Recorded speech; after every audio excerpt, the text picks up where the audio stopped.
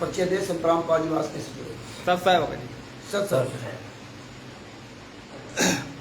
मेरा नाम अरविंद दास है और मेरे सामने कानपुर से रामचंद्र यादव जी जो वर्तमान में झज्जर जेल में थे, ये अपना परिचय देंगे और संत रामपाल जी महाराज जी से कैसे आप जुड़े, जरा आप इस बारे में बताएं।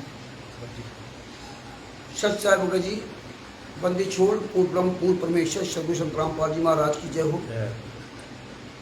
आज 21 मार्च 2026 उत्तर प्रदेश के जिला फर्रुखाबाद में परमात्मा ने अरविंद दास जी के यहाँ पर ये उपस्थित करवाया लाइव, और परमेश्वर के आशीर्वाद से अरविंद दास जी के सारे सवालों का जवाब दास देगा। सत्साई भगत जी। सत्साई। ये ज्ञान अमृत एवं शरण का विश्राम पुस्तक है। इसमें संत रामपाल जी महाराज के सभी केसों का जजमेंट दिया हुआ है। जो भी पुस्तक मंगाना चाहता हो, बिहार के एडवोकेट शशिभूषण सिंह, जिसका मोबाइल नंबर 9931592093, उससे पुस्तक प्राप्त कर सकता है। और जितने भगत भाई बहन लाइव फेसबुक व्हाट्सएप पे, उनसे भी पुस्तक प्राप्त कर सकते हैं। तो सबसे पहले बंदी छोड़ की जय बोलते हैं। सतगुरु शरण शरणाई, शरण गहे कछु भय नहीं व्यापे, काल जाल भय मिट जाई, रोग शोक चर छिदन व्यापे, सन्मुख ना ठहराई, जहर अग्नि तन निकट न आवे, दूरी जात रंगाई, वीर बताल बाण ना लागे, जम के को ढाई, 98 पूर्ण मूठ ना लागे, उलट ताई धरकाई, बैर करे सोए दुख पावे, सुरत शब्द मिल जाई, कह कबीर हम जंगल पे लिया, सतगुरु लाख भाई। बंदी छोड़ श्री संत रामपाल जी महाराज जी की जय। अरविंद दास जी, आप क्या पूछना चाहते हैं?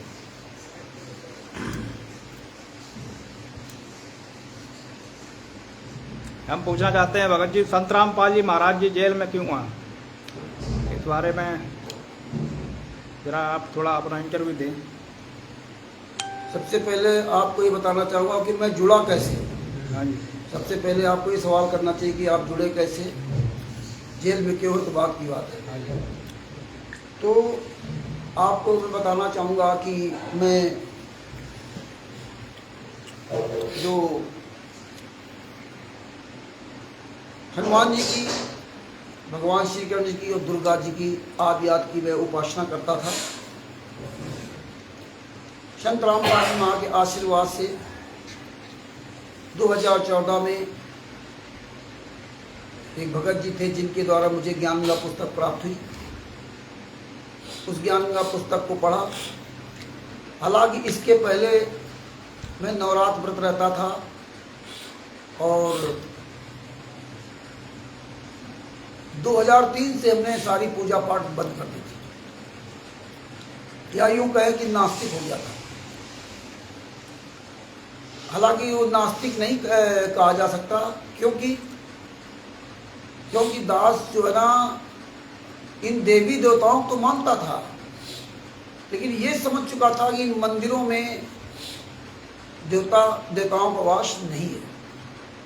क्योंकि केदारनाथ में मैं गया, वहाँ भी हमारा, अबे वहाँ पैसे देकर अंदर, मतलब इतने रुपए की थाली दो तो आप अंदर दर्शन कर सकते हैं। इस तरह केदारनाथ और बद्रीनाथ में देखा, और मिर्जापुर में विंध्यवासिनी देवी में, वहाँ पर तो हम लोगों का प्रसाद ही छीन लिया गया। तो मैं उसमें ड्राइवर था, कंपनी में गाड़ी चलाता था, और हमारे और जो सेल्समैन वगैरह थे उनका भी प्रसाद छीन लिया। इसके बाद जो वहाँ के दुकानदार थे उन्होंने प्रसाद दिलवाया, क्योंकि वहाँ जबरदस्ती कर रहे थे कि आप इतना पैसा दो, इतना पैसा दो। हमारी जो श्रद्धा होगी मैं उठूंगा। जबरदस्ती मंदिर के अंदर ऐसा हो रहा है, तो ऐसे में फिर सारी पूजा पाठ करना बंद कर दिया। हालांकि महीने में कम से 1-2 बार मथुरा वृंदावन जाता था दास, क्योंकि हमारे मालिकान जो है भगवान श्री कृष्ण को बहुत मानते थे, तो मैं उनको लेके जाता था। तो इस तरह से दास समझ गया था कि मंदिर में भगवान नहीं है। अगर भगवान होता तो ये जो मंदिर में बैठा पुजारी, वो हमारे दान पाठ के पैसे से अपना घर परिवार नहीं चलाता। तो मुझे उस समय ये एहसास हुआ कि रियल में जो भगवान है, भगवान उनको पैसा देता जो मथुरा वृंदावन केदारनाथ, बद्रीनाथ, वैष्णो देवी या आदि आदि 30 स्थानों पर यहाँ से जा करके पैसा खर्च करते या पैसा चढ़ाते हैं।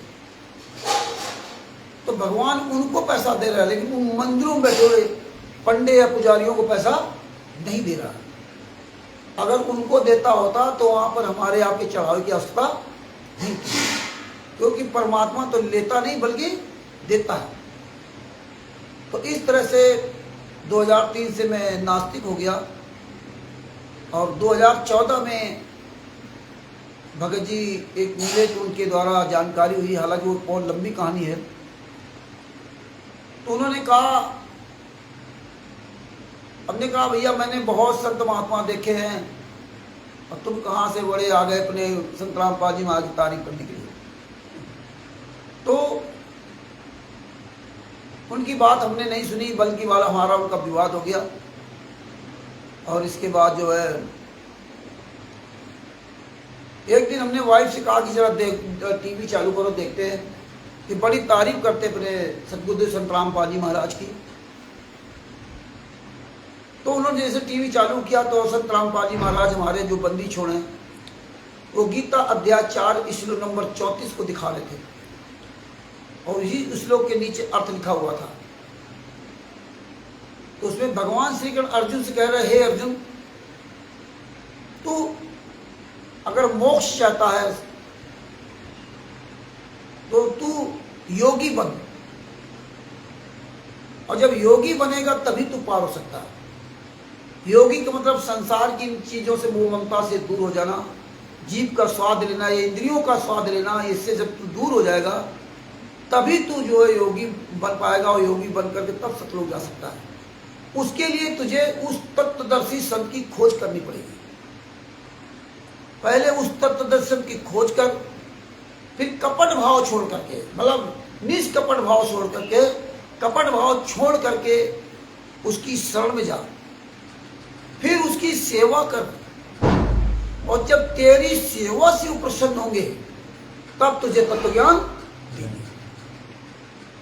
ये जब मैंने उनका श्लोक देखा, अर्थ देखा, तो मैं दंग रह गया कि यार हम तो पाठ करते थे गीता का, हमें तो बताया जाता था धर्मों की गीता का पाठ करो उससे कल्याण होगा।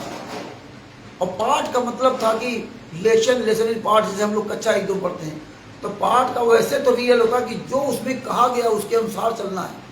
लेकिन हमें क्या है कि इसको केवल पढ़ते रहना बस, तो पढ़ने से क्या फायदा। तो हमारे बगल में एक पंडित जी रहते थे, वो कानपुर में एक चौक जगह है, चौक बड़ा चौराहा के पास, जहाँ पुस्तकों का पूरा भंडार है, पुस्तकें हैं, कापियाँ से किताबें थी। वहाँ वो पंडित जी काम करते थे बुक स्टॉल में। उनसे मैंने सारे 7 मंगाए, 4 वेद मंगाए, 5वां वेद मंगाया, देव पुराण, शिव पुराण, विष्णु पुराण, मार्कंडे पुराण, गरुड़ पुराण, रामचरित मानस, भागवत गीता, कुरान, बाइबल, सब कुछ मंगाया। मंगाने के बाद हम डेली संत रामपाल जी महाराज का सत्संग टीवी पर देखने लगे। जो जो वो दिखाते थे मैं उस शास्त्र में मिलाता जाता था। और जब मुझे पूरी तरह से सारी सच्चाई मेरे सामने आ गई तो मैंने उन भगत जी से कहा कि भगत जी अब चलो मैं भी चलूँगा। तो उन्होंने एक डेट दी कि फला तारीख को चलेंगे, जैसे 20 है तो 20 और 21, तो उन्होंने कहा कि 21 तारीख को चलेंगे, ऐसे मैंने डेट दिया था, एग्जैक्ट ध्यान नहीं, लेकिन मुझे सुनने में आया कि 20 तारीख का है। तो मैंने 20 तारीख को अपनी पूरी तैयारी कर ली कि 20 तारीख को चलना। भगत जी को फोन किया, बोले भगत जी आज नहीं कल चलना। ऐसे 2-3 तारीख मिस हुई। तो लास्ट में हमने कहा भगत जी अब आप जाओ चाहे ना जाओ, मैं जाऊंगा और तुम हमें गुमराह कर रहे हो और हमें पता बताओ। बोले नहीं भगत जी आपको सुनने में कन्फ्यूज हो गया, मैं 21 तारीख को चलूँगा, 21 तारीख को आता। चलो ठीक है। 21 तारीख को उनके साथ में गया और तम्बाकू मैं खाता था, ज़्यादा नहीं। उस दिन मैं तम्बाकू लेके गया कि आज खाएंगे, आज के बाद खत्म। बरवाला आश्रम के अंदर गए।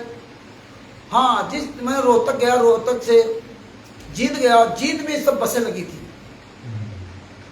तो ये जितने आज राष्ट्रीय समाज सेवा समिति गुंडे, जितने सतलोक आश्रम संचालक गुंडे, जितने क्वालिटर स्टेट क्वालिटर नामदान संचालक हैं, तो या यूं कहें कि सतलोक आश्रम बरवाला में जितने वो लोग थे जो बस में आते थे और जो वहां खड़े रहते थे गुंडे लोग, तो हाथ जोड़े सत्ता बके जी, सत्ता बके जी, सत्ता बके जी। और बस के अंदर फिर चल रहा है परमात्मा का मंगलाचरण। लगता था कि पूरा सतलोक ही उतर आया। और जब आश्रम के गेट पहुंचा तो पुड़िया तो पहले बाहर फेंक दी। जब अंदर एंट्री किया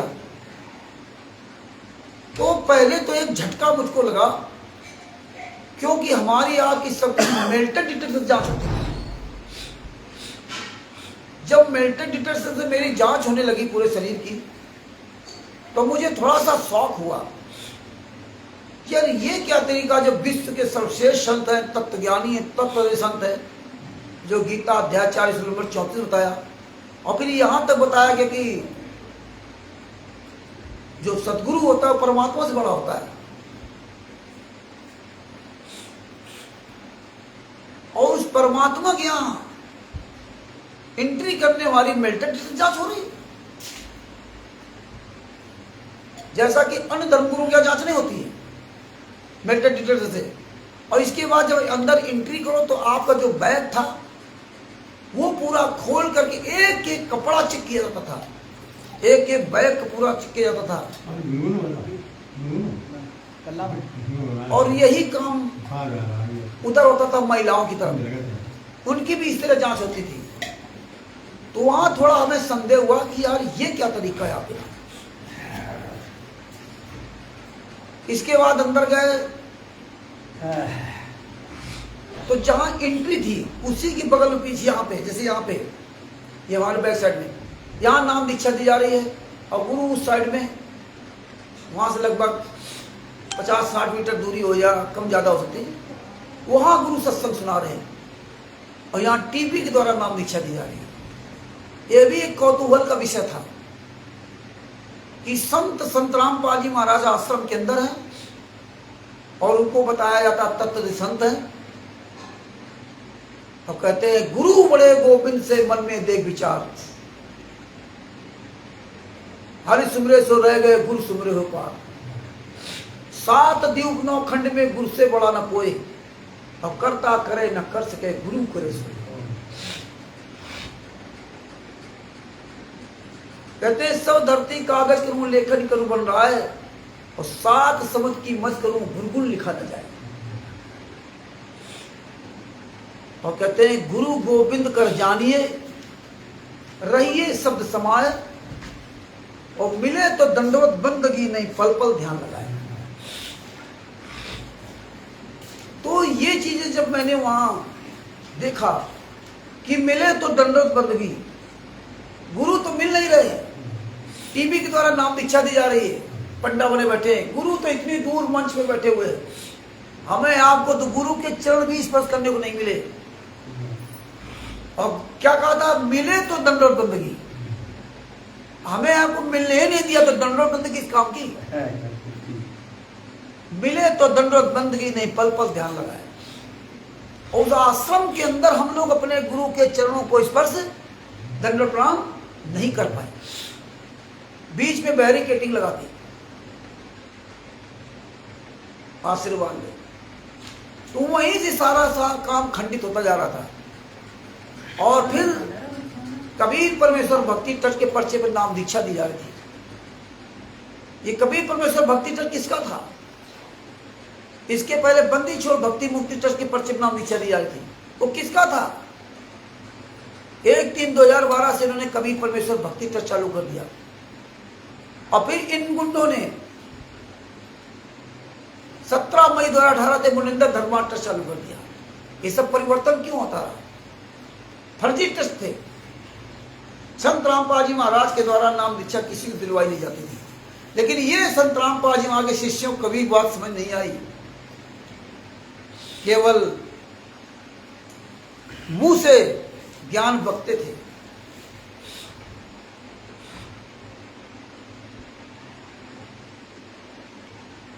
तो वही वर्तमान समय चल रहा है, आज 2026 चल रहा, मार्च 2026 यानी 21 मार्च 2026 है। वर्तमान समय तक या यूं कहें 99% भक्तों के आज भी एक बात समझ नहीं आई। वो कौन सी बात समझ नहीं आई? जो भगवान श्री कृष्ण ने अर्जुन से गीता अध्याय 4 श्लोक नंबर 34 में बोला था। क्या कहा था? कहा था, हे अर्जुन, तू उस तत्वदर्शी सब की खोज कर, फिर कपट भाव छोड़ के उसकी शरण में जा, फिर उसकी सेवा कर, और जब तेरी सेवा से वो प्रसन्न होंगे तब तुझे तत्व ज्ञान देंगे। फिर उस तत्व ज्ञान पर तू चलेगा तब तू योगी बनेगा। उस तत्व ज्ञान पर जब चलेगा तो सतगुरु के द्वारा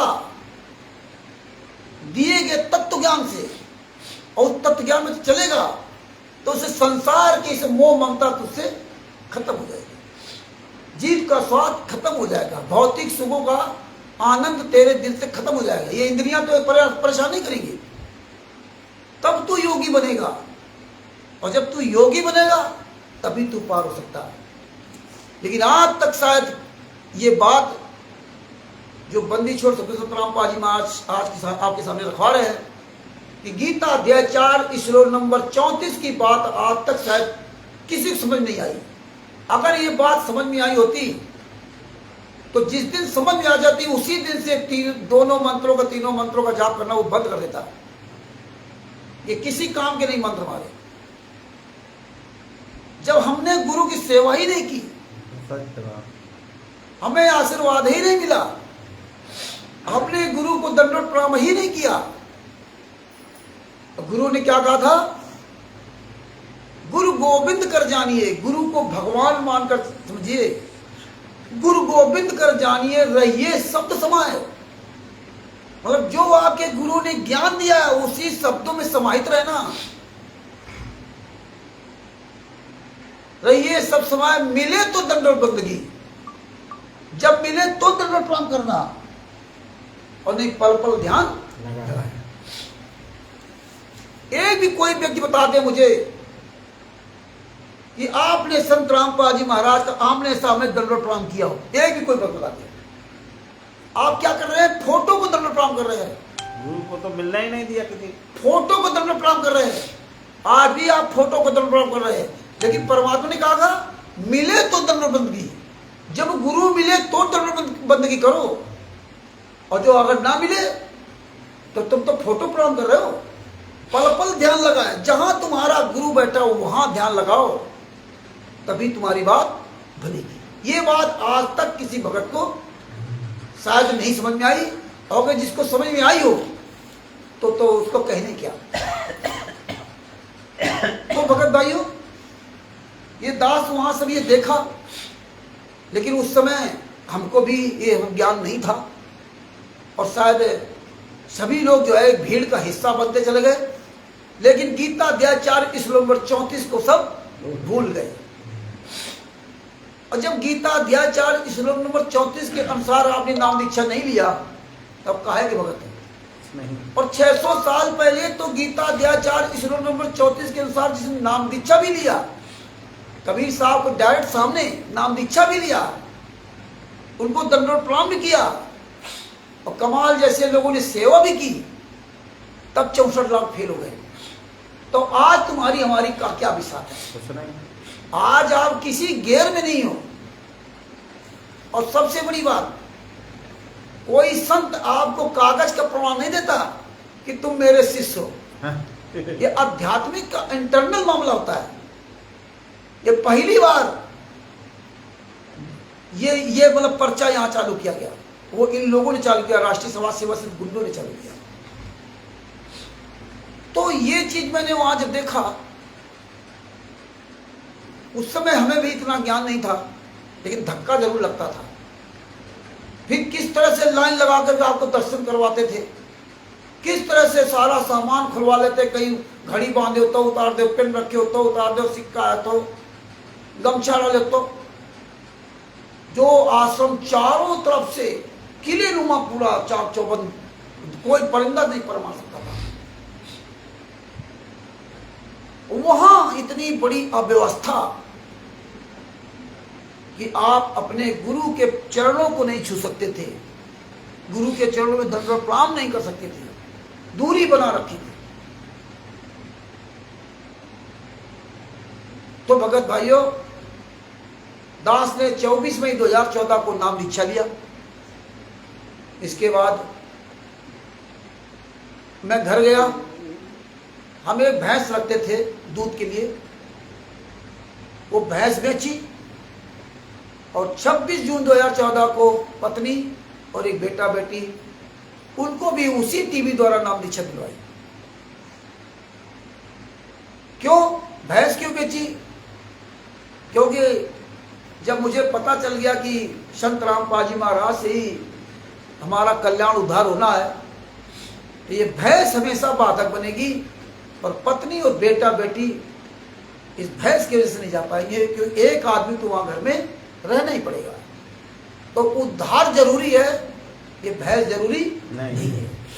तो उस दिन से मैंने भैंस हटा दी और जो है नाम दीक्षा दिलवाई। इसके बाद जरा ये बैग ला दो।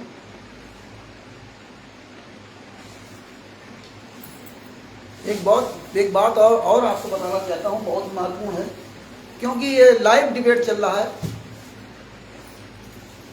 भगत जी वो लिंक भेजा, लाइव चल रहा है, तो लाइव में सारी चीजें जो है क्लियर हो जाए तो और अच्छा रहेगा। पर्ची वगैरह भगत भाई, ये यथार्थ भक्ति बोध का अनुवाद जो आप नित्य नियम रोज करते हैं, इसमें एक चैप्टर है शिष्य की आधीनता। शिष्य की आधीनता जिसको आप रोज पढ़ते हो। परमेश्वर ने कहा था ये पाठ केवल पढ़ने के लिए, पाठ मतलब पढ़ना नहीं होता है, पाठ मतलब होता है कि इसमें बोला क्या क्या है, उसके अनुसार आपको चलना है। तो इसमें मैं ज्ञान दिया गया। इसमें एक चैप्टर है शिष्य की अधीनता। जिस तरह गीता अध्याय 4 श्लोक नंबर 34 में भगवान श्री कृष्ण ने अर्जुन से कहा था, हे अर्जुन तू तब से खोज कर, कपट भाव छोड़कर उसकी शरण में जा, फिर उसकी सेवा कर। जब तेरी सेवा से प्रसन्न होंगे तब तुझे तत्व ज्ञान देंगे। इसी तरह शिष्य की अधीनता में हमारे सद्गुरुदेव संत रामपाल जी महाराज ने पेज नंबर 64 पर वही विधि इसमें बताई है। पेज नंबर 64 पर क्या बताया है? शिष्य की अधीनता, दो कर जोर गुरु के आगे। ये सब पूरा दिया हुआ है, दिखाई दे रहा है? दिखाई दे रहा, ये सब दिया हुआ है। दो कर जोर गुरु के आगे, करीबो बिनती चरणन लागे। अत शीतल बोले सब बहना, मेटे सकल कपट के बहना। नीचे अर्थ दिया है, पकड़ा दे, नीचे अर्थ भी दिया, ये देख लीजिए, आप बाद में अपना पढ़ते रहना, कोई दिक्कत नहीं, वो हम बनाए हैं, बना ठीक है। शिष्य को चाहिए कि अपने गुरुदेव के सामने, शिष्य को चाहिए दो कर जोर गुरु के आगे।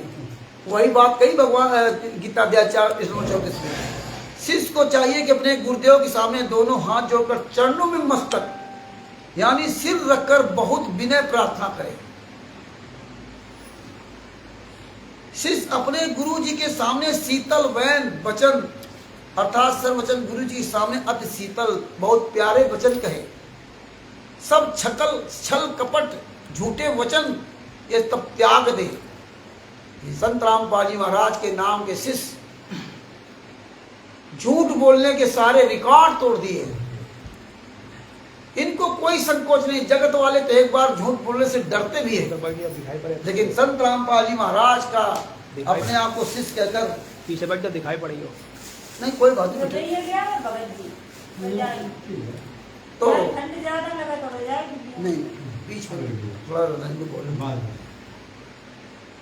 आगे क्या लिखा? हे गुरु तुम हो दीन दयाला, मैं हूं दीन करो पतपाला। बंदी छोड़ मैं अति अनाथा, भौजल बूढ़क पकड़ो हाथा। मतलब ये प्रार्थना करनी है गुरु से ना, ये सब पूरी प्रार्थना थी, जैसे गीता अध्याय 4 श्लोक नंबर 34 में भगवान श्री कृष्ण ने अर्जुन से कहा था। ये वही प्रार्थना शिष्य की अधीनता में दी है, लेकिन हम लोग रोज गाना गाते हैं, इसका कोई मतलब नहीं समझते, जबकि ये यथार्थ भक्ति बोध का अनुवाद भी पुस्तक परमात्मा के द्वारा उसका हिंदी में सरलाट कर देगा, वो भी हिंदी में लिखा है। इसके बाद क्या दिखा, इसके बाद ये सब पूरा दिया है, यो आधीन हो शिष्य वही और शिष्य पर कृपा करे गुरुत वही। नीचे अर्थ कर दिया है। इस अमृत वाणी में परमेश्वर कबीर जी ने अपने कृपा पात्र भक्त को समझाया कि जो गुरु पद पर विराजमान है, जो परमात्मा का भगत है और जो गुरु बना हुआ है, उसको समझाया है। कहा है कि जिस समय शिष्य उपरोक्त इन सब बातों पर उपरोक्त वाणियों में वर्णित आचरण वाला तथा आधीन भाव दास भाव वाला विनम्र हो जाए, तब गुरु उस शिष्य पर कृपा करे, अर्थात नाम दीक्षा देवे। ये सब एक एक समझ का, तब वो नाम दीक्षा दे। और हम लोग चले गए बरवाला में, टीवी से नाम दीक्षा ले लिया, बन गए भगत गुरु के। बस आज पूरी दुनिया में टीवी के द्वारा नाम दीक्षा लेकर अपने आप को बन गए भगत हैं। जा रहे सतलोक आश्रम धनाना गुंडों के यहाँ, ले ली नाम दीक्षा, बन गए भगत। ये सदियों से पढ़ते आ रहे हो, लेकिन एक पैसे ज्ञान नहीं हुआ, काहे के भगत है। इसके बाद दूसरी वाणी क्या बोली परमात्मा ने, गुरु से शिष्य तब दीक्षा मांगे, गुरु से शिष्य तब दीक्षा मांगे, मन कर्म वचन धरे धन आंगे, और ऐसी प्रीत देख गुरज वही, और गुप्त मंत्र कहे गुप्त वही। नीचे स्पष्टीकरण कर दिया पूरा सब। क्या कहा, इस वाणी में शिष्य को नसीहत दी है।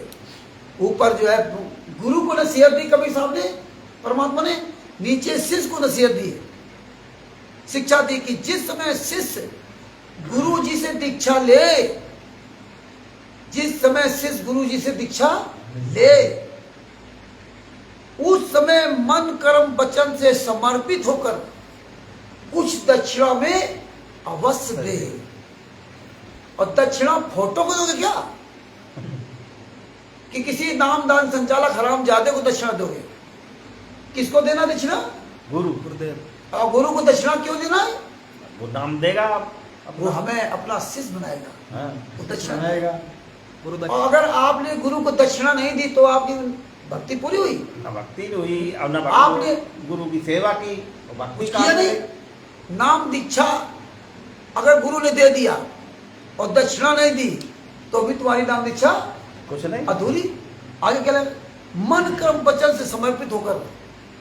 आज बताओ कौन सा भगत है जो मन कर्म वचन से समर्पित है?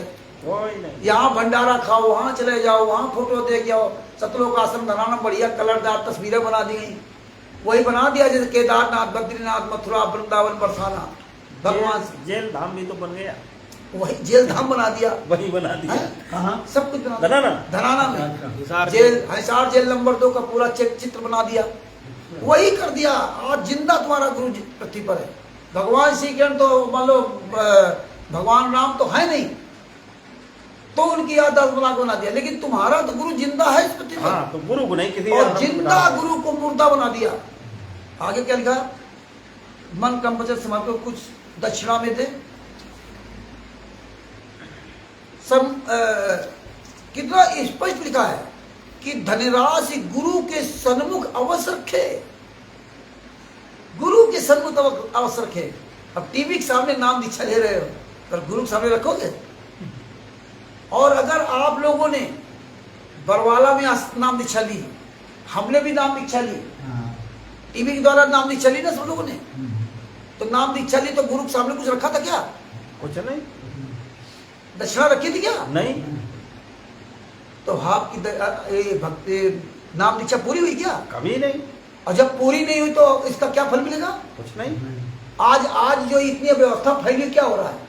ये तो दिखावा कर रहे गुरुजी ने तो किसी भी राजनीतिक नेता को तो वहाँ आश्रम में भी नहीं अरे आने आश्रम वाला। की छोड़ दीजिए, जो हमारे आपके क्षेत्र है वो क्या कर रहे हैं? तो सब उन्हीं को लेके जा रहे हैं। भंडारा कर रहे हैं भंडारा ना, कर रहे हैं। अपने क्षेत्रों में भंडारा कर रहे हैं, गुरु की तस्वीर रख करके ना। हाँ। आगे क्या लिखा? कहते हैं, गुरु के सम्मुख अवश्य रखे, अर्थात दक्षिणा अच्छे दिल से अवश्य देवे, कुछ दान अवश्य करे।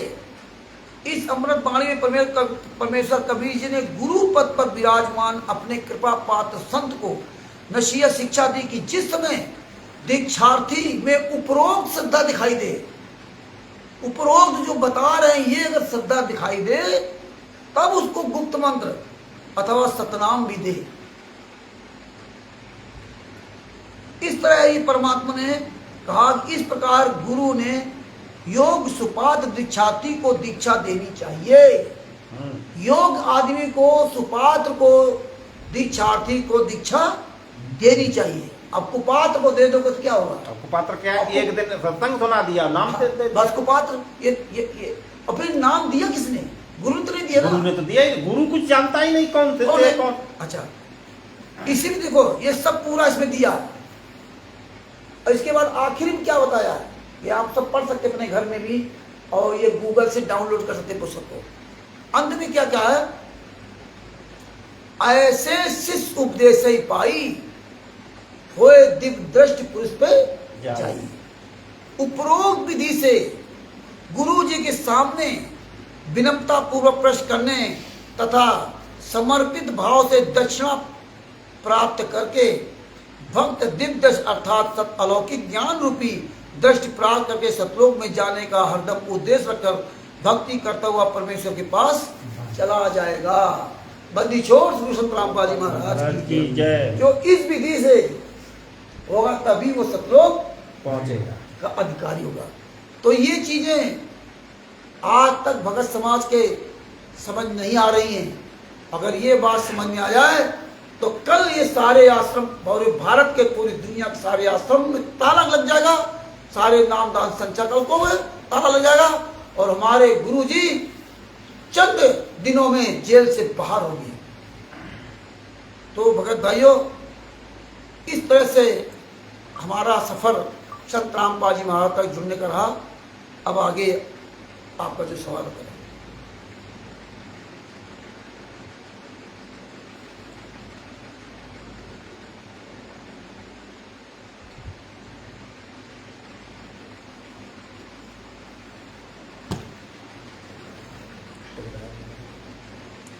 भगत जी, संत रामपाल जी महाराज जी की जेल से वीडियो आती है। ऊपर देखो और सवाल है ना, छोड़ देते हो तुम।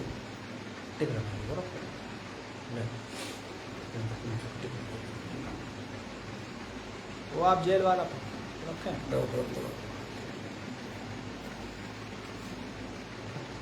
संत रामपाल का जीवन परिचय अच्छा, जो लिखा है उस हिसाब से पूछो। हाँ। सदगुरु संत रामपाल जी महाराज जी का जीवन परिचय के बारे में निशान लगा लो, भगत जी पूछ लिया बताएं। करो। हाँ, निशान लगाइए।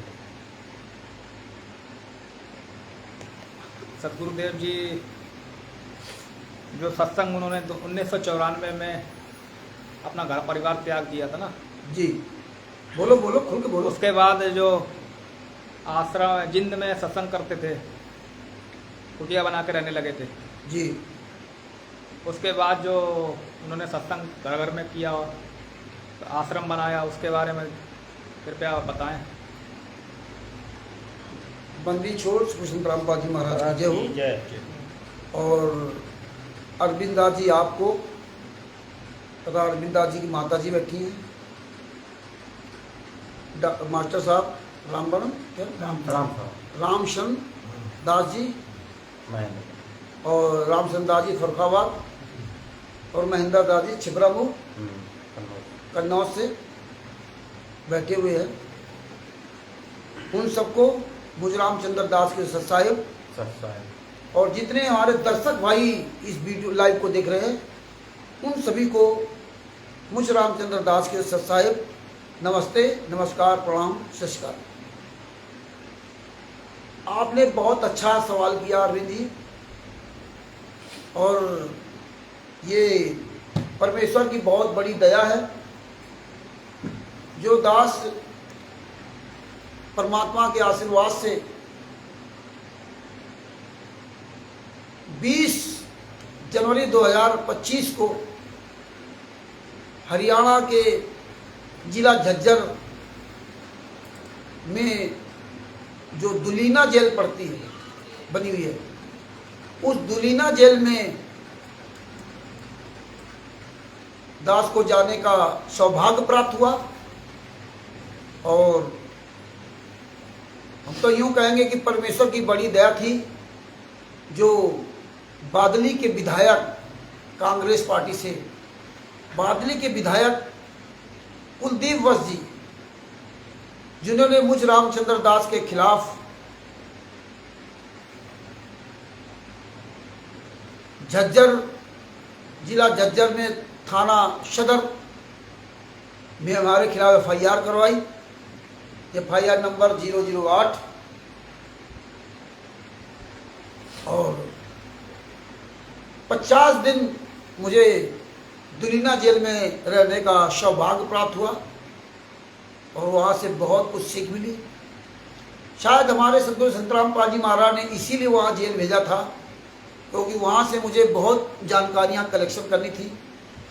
और जब वो हमारा मिशन पूरा हुआ तो संतराम पाल जी महाराज ने 9 मार्च 2025 को मुझे जेल से बाहर कर दिया। आज 21 मार्च 2025 उत्तर प्रदेश की जिला फर्रुखाबाद में दास जो है ना आपके सामने लाइव है।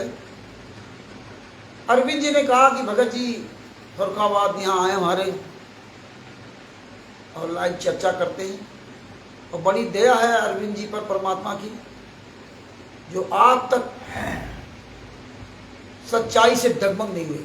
हालांकि फर्रुखाबाद के सैकड़ों भगत कई साल तक सच्चाई सुनने के बाद भी वो उस सच्चाई पर स्थायी नहीं रह पाए। वो केवल कमियां निकालना जानते हैं, लेकिन आगे नहीं आएंगे। तो जैसा कि आपने एक सवाल किया कि संतराम पाल जी महाराज का जीवन परिचय, संतराम पाल जी महाराज आज जेल में क्यों हैं, ये पूरी दुनिया के दिलो दिमाग में सवाल है। तो आपकी जानकारी लेके बताना चाहता हूं, संत रामपाल जी महाराज भी हमारे आपकी तरह अन्य देवी देवताओं की पूजा करते थे, और इसके लिए संत रामपाल जी ने हमें, जो छोटी बच्ची होती है गुड़िया का खेल खेलती है, तो उसका बहुत सुंदर हमें उदाहरण दिया। तो वो इसी तरह से संत रामपाल जी महाराज जब अंत में उनको गीता अध्याय 4 की श्लोक नंबर 34 के अनुसार स्वामी रामदेवानंद जी महाराज उनको सदगुरु मिले,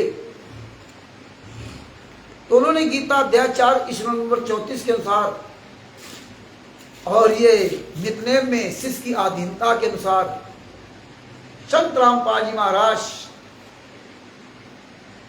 जब तक तो संत की खोज प्राप्त हो गई, यानी कि स्वामी रामदेवानंद जी महाराज मिल गए, तो उन्होंने भगवान श्री कृष्ण ने जो अर्जुन को उपदेश दिया था गीता अध्याय 4:34 के अनुसार, और शिष्य की अधीनता जो दिया नितनेम में, उन नियमों का पालन करते हुए संत रामपाल जी महाराज ने स्वामी रामदेवानंद जी महाराज को अपना गुरु बनाया। मात्र लगभग 6 साल में ही स्वामी रामदेवानंद जी महाराज ने संत रामपाल जी महाराज को सारा कारोबार सौंप दिया। उनके लाखों शिष्य थे, उन लाखों शिष्यों की परीक्षा ली, अंत में सिर्फ संत रामपाल जी महाराज ही पास हुए, क्योंकि उन्होंने गीता अध्याय 4 की श्लोक नंबर 34 या शिष्य की अधीनता के अनुसार उन सारे नियमों का पालन किया और अपने आप को सर्वस्व सौंप दिया। यहां तक कि 1994 में घर भी त्याग दिया। जबकि संत रामपाल जी महाराज हमको घर में रहकर भक्ति करने के लिए शिक्षा देते हैं, लेकिन परिवार की कलह के कारण ये वीरेंद्र, मनोज, जो उनके बेटे, अंजू मंजू बेटियां, अनारो माई पत्नी, इन दुष्टों के आचरण की वजह से संत रामपाल जी महाराज को 1994 में घर त्यागना पड़ा। और ये बात संत रामपाल जी महाराज सत्संग के माध्यम से पूरी दुनिया के सामने कही कि मेरे बेटा बेटी 4 संतानें थी, मैं जानता हूं कितनी मेरी सेवा करते थे। आज मेरे लाखों बेटा बेटी हो गए और एक को मैं कहता हूं जल मांगता हूं, जल के लाने के लिए कहता हूं तो 10 लोग खड़े हुए, 10 लोग खड़े थे। इतनी बड़ी बात संत रामपाल जी महाराज ने कही सत्संग के माध्यम से। फिर भी आज देखिए हम आप लोग उन्हीं गुंडों के साथ, हत्यारों के साथ, बलात्कारियों के साथ है।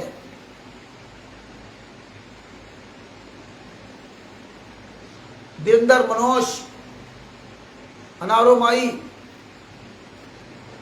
और ये अंजू मंजू, भाई महेंद्र भगोड़ा आदि और ये गद्दार शिष्य आज तो पूरी तरह से इन्होंने व्यापार बना दिया, बड़े बड़े आश्रम बना दिए।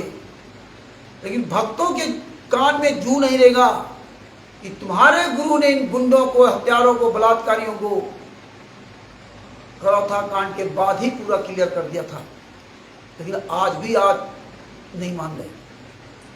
संत रामपाल जी महाराज 1994 में घर त्याग करके जींद में आ गए। ये बात मैंने मंजू से भी पूछा था फोन करके कि मंजू जी ये बताइए, संत रामपाल जी महाराज ने 1994 में घर छोड़ दिया था? बोले हाँ छोड़ दिया था। तो तुम और तुम्हारी माँ और तुम्हारे भाई गुरु की सेवा नहीं करते थे इसलिए छोड़ दिया था? तुम्हारी उम्र क्या थी? तो उसने अपनी उम्र नहीं बताई। हाँ, उसने कहा मैं बहुत छोटी थी, मुझे नहीं पता। तो हमने कहा तुम्हारी उम्र क्या थी उस समय? तो उसने अपनी उम्र नहीं बताई। हालांकि आज वो लगभग 50 के आसपास होगी। तो अब सोच लिए 1994 में उसकी उम्र क्या होगी? ये 15-16 साल से कम नहीं थी, ज्यादा होगी। इन्हें सब ज्ञान था, वहां घुमा दिया। जब संत रामपाल जी महाराज 1994 में कुटिया बनाकर रहने लगे, कुछ भक्तों को लाभ हुआ या नहीं हुआ या क्या हुआ, उस समय दास तो नहीं जुड़ा था। जैसा कि सुना है कि कुछ भक्तों ने मिलकर एक छोटी सी जगह खरीदकर करौथा में आश्रम बना दिया, सतलोक आश्रम करौथा, जो रोहतक के पास है, जो कि वर्तमान समय शायद फिर चालू कर दिया गुंडों ने। संत रामपाल जी महाराज रहे तो चालू नहीं किया। और इन गुंडों ने सबसे पहले छुड़ानी धाम कांड कराया। तो इस पुस्तक में ज्ञान अमृत एवं शरण का 20वां पुस्तक में पूरा इसमें खुलासा करवाया गया। छुड़ानी धाम कांड से लेकर बरवाला कांड तक पूरा काला चिट्ठा इसमें दिया हुआ। कोई भी भगत इस पुस्तक को पढ़ सकता है, जगत अवगत का।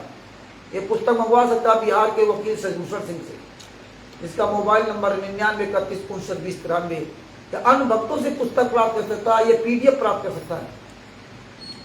आप ये 212 पेज की पुस्तक आप निकाले, इसमें सारे केसों का जज दिया हुआ है। वो आश्रम बनाया। ये महेंद्र भगोड़ा जो संत रामपाल जी का छोटा भाई, बहनोई कृष्णा, बहन राजबाला, भांजा जोगिंदर और बिल्लू, राम कुमार ढाका, राज कपूर, राजेंद्र, पुरुषोत्तम सैनी आदि गुंडों ने सतलोक आश्रम करौथा में एंट्री किया। और एंट्री करने के बाद गुंडई किया, और गुंडई करने के बाद इन्होंने कांड करवा दिया। 12 जुलाई 2006 को कांड करवा दिया और नाम दे दिया कि आर्य समाजियों ने कांड करवा दिया।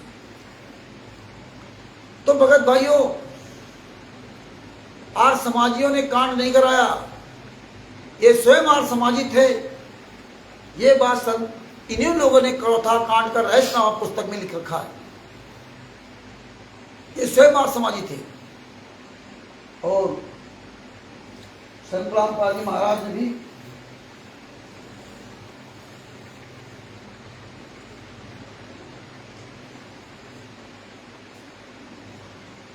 ये स्वयं आर्य समाजी थे। ये संत रामपाल महाराज चौथा कांड का रहस्यनामा पुस्तक में लिखा है। उस पुस्तक को आप डाउनलोड करके पढ़ सकते हैं। अगर आर्य समाजियों ने कांड कराया था तो आप विचार कीजिए, जब 2006 में आर्य समाजियों ने कांड करा दिया, उसमें कांग्रेस की सरकार थी और कांग्रेस की सरकार में उसमें मुख्यमंत्री भूपेंद्र हुड्डा जी थे। हुड्डा जी भी आर्य समाजी हैं, और जब हुड्डा जी आर्य समाजी हैं और ये लोग गालियां देते रहे कि हुड्डा ने कांड करा दिया, मुख्यमंत्री खुद आर्य समाजी था और समाजियों से मिलकर कांड करा दिया, तो आप भगत भाइयों विचार कीजिए, फिर उसी हरियाणा में सतलोक आश्रम बरवाला कैसे बन गया? उस समय भी मुख्यमंत्री हुड्डा थे, और मुख्यमंत्री हुड्डा कब तक रहे?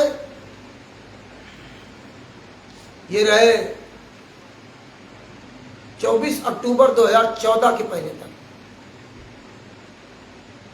26 अक्टूबर 2014 को भारतीय जनता पार्टी की सरकार बनी है, यानी कि 25 अक्टूबर 2014 को कांग्रेस की सरकार रही, भूपेंद्र हुड्डा मुख्यमंत्री रहे। तो भूपेंद्र हुड्डा मुख्यमंत्री और आर्य समाजियों ने कांड कराया तो चौथा कांड करा दिया, आश्रम बंद करा दिया, तो फिर सतलोक आश्रम बरवाला कैसे बन गया? तो ये सब लोग मिल करके पूरा कांड कराया था कांग्रेसियों से, और आगे भूपेंद्र सिंह हुड्डा मुख्यमंत्री से मिल करके ये राष्ट्रीय समाज सेवा समिति गुंडे, सतलोक आश्रम धनाना के गुंडों ने मिलकर कांड कराया था। और उस कांड में संत रामपाल जी महाराज को प्लस 37 लोग, यानी कि संत रामपाल जी महाराज सहित 38 लोग को सजा हुई,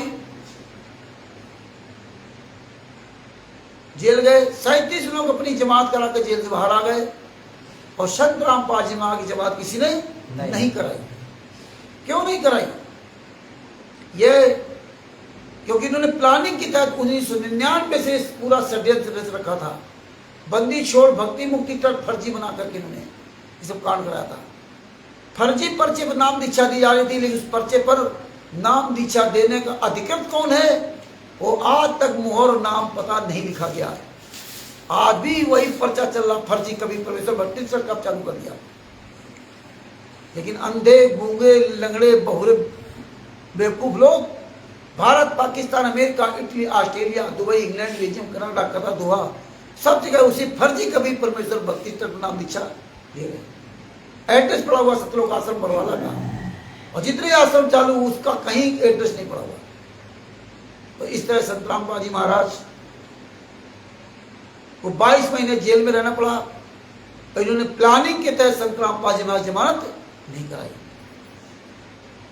और इन्होंने 2010 में राष्ट्रीय समाज सेवा समिति बनाई, और कंटिन्यू ये षड्यंत्र करते रहे। 2012 में कांड कराया, 2013 में कांड कराया, चौथा कांड में, और इसके बाद रोहतक कोर्ट ने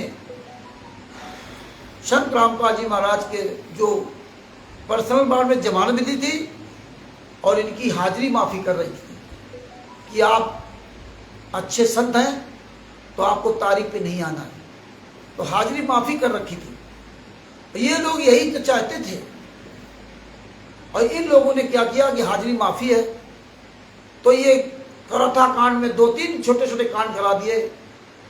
तो रोहतक कोर्ट ने इनकी हाजिरी माफी कैंसिल कर दी, और फिर भी इतनी छूट दी कि आप बरवाला से हिसार कोर्ट जाकर के आप वीडियो कॉन्फ्रेंस में अपनी तारीख लेते रहिएगा, जिसको बीसी बोलते हैं, वीडियो कॉन्फ्रेंस के द्वारा, वीडियो कॉल के द्वारा आप तारीख लेते रहिए। यानी फिर भी इतनी छूट दी कि आप कम से कम 150 किलोमीटर दूर जो भी जींद पड़ता रोहतक पड़ता हो, 150 या 200 जो भी हो, इतनी दूर आपको नहीं आना, केवल जो 40-50 किलोमीटर हिसार कोर्ट है वहाँ चले जाना। लेकिन इन गुंडों ने, राष्ट्रीय समाज सेवा समिति गुंडों, सतलोक आश्रम धनाना गुंडों ने ये प्लानिंग के तहत पूरा काम किया था। तो ये भक्तों के द्वारा दिया गया दान, 5-10 का पैसा, 1 करोड़ रुपए इस प्लानिंग में खर्च हुआ। और भगत दान दे क्यों ना, और वो दान ये गुंडे खर्च क्यों ना गलत जगह करें? वो दान संत रामपाल जी महाराज के हित में नहीं लगा और लगेगा भी नहीं, क्योंकि संत रामपाल जी महाराज ने बताया कि काल ब्रह्म और परमात्मा का अनुबंध है। जो आप ज्ञान के आधार से चले वो आपका, और जो आपके ज्ञान के आधार से न चले वो हमारा। जबरदस्ती मत करना। तो ज्ञान के आधार हम नहीं चले, हम इनको दान पर का पैसा दिया और वो हमारे गुरु के खिलाफ प्रयोग होता रहा, जिसका परिणाम ये निकला कि 14/7/2014 को 14/7/2014 को जो रोहतक हाई कोर्ट में इनको पहली बार बीसी से जाना था, पहले भी कई बार जाना था तो इन्हें जाने नहीं दिया। 14/7/2014 को, 14 के पहले इन्होंने यानी कि 2010 में फर्जी राशि समाज सेवा से बनाई, अनरजिस्टर्ड है। कहाँ पे? रोहतक में मानसरोवर पर। वहां पे 51 सदस्य नियुक्त किए। किसी भी एक सदस्य ने ये नहीं कहा कि भाई संत रामपाल जी महाराज सतलोक आश्रम बरवाला में है तो तुम यहां कैसे फर्जी राशि समाज सेवा समिति बना रहे? इसका कोई रजिस्ट्रेशन नहीं है। लेकिन किसी ने कोई आवाज नहीं उठाई। क्यों? क्योंकि कोई भी व्यक्ति संत रामपाल जी महाराज के द्वारा बताए हुए ज्ञान के अनुसार नाम दीक्षा नहीं लिया था, इसलिए सबकी बुद्धि आप थी। सब वहां फर्जी राष्ट्रीय समाज सेवा समिति का निर्माण करा लिया, जबकि आपको, हमें परमात्मा ने इतना ज्ञान दिया था कि आप यहाँ भक्ति करने आए हो, आपको कोई ट्रस्ट या संस्था या सदस्य या पद आपको ग्रहण नहीं करना है। लेकिन हमने वही काम किया जो संत रामपाल जी महाराज ने ज्ञान के आधार से मना किया था। सारे वही काम होते, सारे काम हमने उल्टे किए, क्योंकि हम काल ब्रह्म की गोद में नाच रहे थे। परमात्मा के ज्ञान को तो तुम बोल तो रहे थे, लेकिन बोलने से काम नहीं चलेगा। उस ज्ञान पे नहीं चलोगे तो तुम्हारा बोलना सब बेकार। तो वो 14/7/2014 तक इन्होंने काले कमांडो पहले तैयार कर लिए, बैतूल में जाकर के काले कमांडो तैयार किए। और जो संत रामपाल जी मां का दामाद है संजय खानपुर वाला, इसने पवन ठग जैसे लोगों को ट्रेन किया, कमांडो ट्रेनिंग की, और पवन ने फिर हजारों लोगों को ट्रेनिंग दिया, जिसका परिणाम हुआ कि 14/7/2014 को हिसार कोर्ट और रोहतक कोर्ट को इन गुंडों ने हमारे आपके द्वारा हाईजैक करवा दिया रातों रात। जबकि दास हिसार कोर्ट में दास भी गया था, पूरा जेल हाईजैक कर लिया। वहां इन्होंने गुंडाई की, क्योंकि इनको कोर्ट की अवमानना करवानी थी। वो हमारे आपके द्वारा कोर्ट की अवमानना करवा दी गई। रातों रात गए। हाँ, आप गए थे ना। पूरे दिन दंग नाच किया था और किसी को नहीं बताया था कि संत रामपाल जी महाराज की रात में कहाँ जाना है। खाना भी दे दिया गया। हाँ, रात में बकरे मुलाकात दे गई। हाँ, रात ना बताया गया कि क्या है क्या नहीं। पार उतारी गई। हाँ, किसी को नहीं बताया क्या है क्या नहीं। धोखे से सबको ले गए। आज ये भगत समाज मूक दर्शक मुंह बंद करके बैठा हुआ है, उसको शर्म नहीं आती कि आप लोग कैसे लोग राष्ट्रीय समाज सेवा समिति गुंडे ले गए थे। आज भी अगर 10% भगत जाग जाए ना, तो कल तुम्हारे गुरुजी जेल से बाहर होंगे, सबके सामने होंगे, ये सारे गुंडे सलाखों के पीछे होंगे। उसमें चंडीगढ़ हाई कोर्ट ने भी संत रामपाल जी महाराज को नोटिस भेजा कि आपने कोर्ट की अवमानना की, इसका जवाब दीजिए। संत रामपाल जी महाराज ने अपने एडवोकेट RS राय के द्वारा, जो कि वर्तमान समय में नहीं है, उनकी जो कैंसर से मौत हो गई थी, RS राय जी ने चंडीगढ़ हाई कोर्ट में 26/8/2014 को एफिडेविट दिया कि ये कोर्ट की अवमानना जो कराई थी वो राष्ट्रीय समाज सेवा समिति के लोगों ने कराई थी, और राष्ट्रीय समाज सेवा समिति का संचालक राम कुमार ढाका है। मेरे शिष्य अवश्य है, लेकिन ये मेरा कहना नहीं मानते, ये अपने स्तर का ही सारा काम करते हैं। इसके लिए पूरी ये पुस्तक गवाह है ब्रजजज कुमार पर। ये राष्ट्रीय समाज सेवा समिति के गुंडों ने ही पुस्तक छापी थी। आज ये भगत समाज गूंगा अंधा बहरा को चुल्लू पर पानी डूब के मर जाना चाहिए। ये बरवाला घटना की सच्चाई ये पुस्तक है। आज भी पुस्तक ये पूरी गवाह है। लेकिन दुर्भाग्य है कि लाखों करोड़ों अंध भक्तों का ये सब कुछ पढ़ने के बाद भी इनकी अकल ठिकाने नहीं। संत रामपाल जी महाराज ने जब लिख के दिया तो चंडीगढ़ हाई कोर्ट ने राम कुमार ढाका को तलब किया और तलब करने के बाद राम कुमार ढाका ने कोर्ट में कहा, चंडीगढ़ हाई कोर्ट में जवाब दिया कि राष्ट्रीय सभा सेवा समिति का अध्यक्ष मैं हूं, लेकिन इसमें वही सदस्य बनता है जो संत रामपाल जी महाराज से नाम दीक्षा देता है। इस तरह राम कुमार ढाका आदि ने इस तरह से गोलमाल जवाब दे करके कोर्ट को गुमराह किया।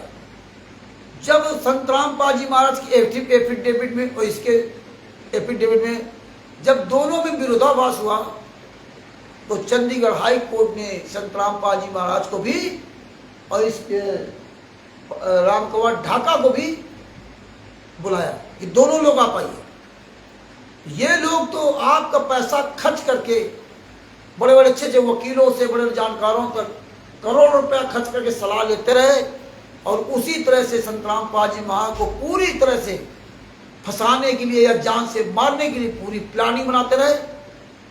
और आप सब लोग परमात्मा के विधान से अलग थे, इसलिए आप ही की जूती और आप ही की चांद बनाते रहे और आपका पैसा आपके गुरु के फंसाने में काल ब्रह्म लगवाता रहा और तुम अपना सतनाम सारनाम प्रथम मंत्र का जाप करके अपने आप को पार समझते रहे।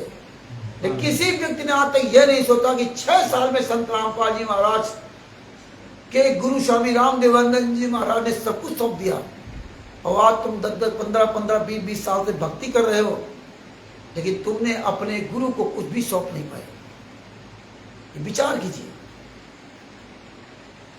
तब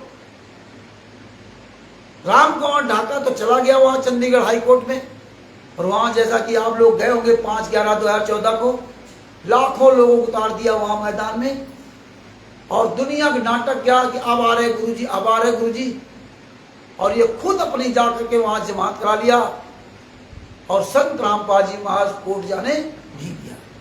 तब संत रामपाल जी महाराज सतलोकाश्रम बरवाला से चुपचाप जा रहे थे कोर्ट में हाजिर होने के लिए, गाड़ी काट करा। हाँ, तो जब इन गुंडों को पता चल गया तो ये गुंडे पंचकूला से संत रामपाल जी महाराज को गन पॉइंट में हाईजैक करके सतलोकाश्रम बरवाला वापस ले आए। अब इसमें सवाल उठता, क्या आपने ये बात देखी थी? ये बात संत रामपाल जी महाराज ने बताई, अन्य लोगों ने बताई और इसके लिए पुख्ता सबूत संत रामपाल जी महाराज आज भी जीवित है। आप संत रामपाल जी महाराज को जेल से बाहर ला करके आप लाइव सारी चीजें जान सकते हैं। संत रामपाल जी महाराज गोल्ड पॉइंट पर ले आए और ये अब बीसी का मतलब आपको बता रहा हूं, बीसी होती क्या है। इसीलिए परमात्मा ने दास को, संत रामपाल जी महाराज ने दास को जो है दुलीना जेल में भेजा।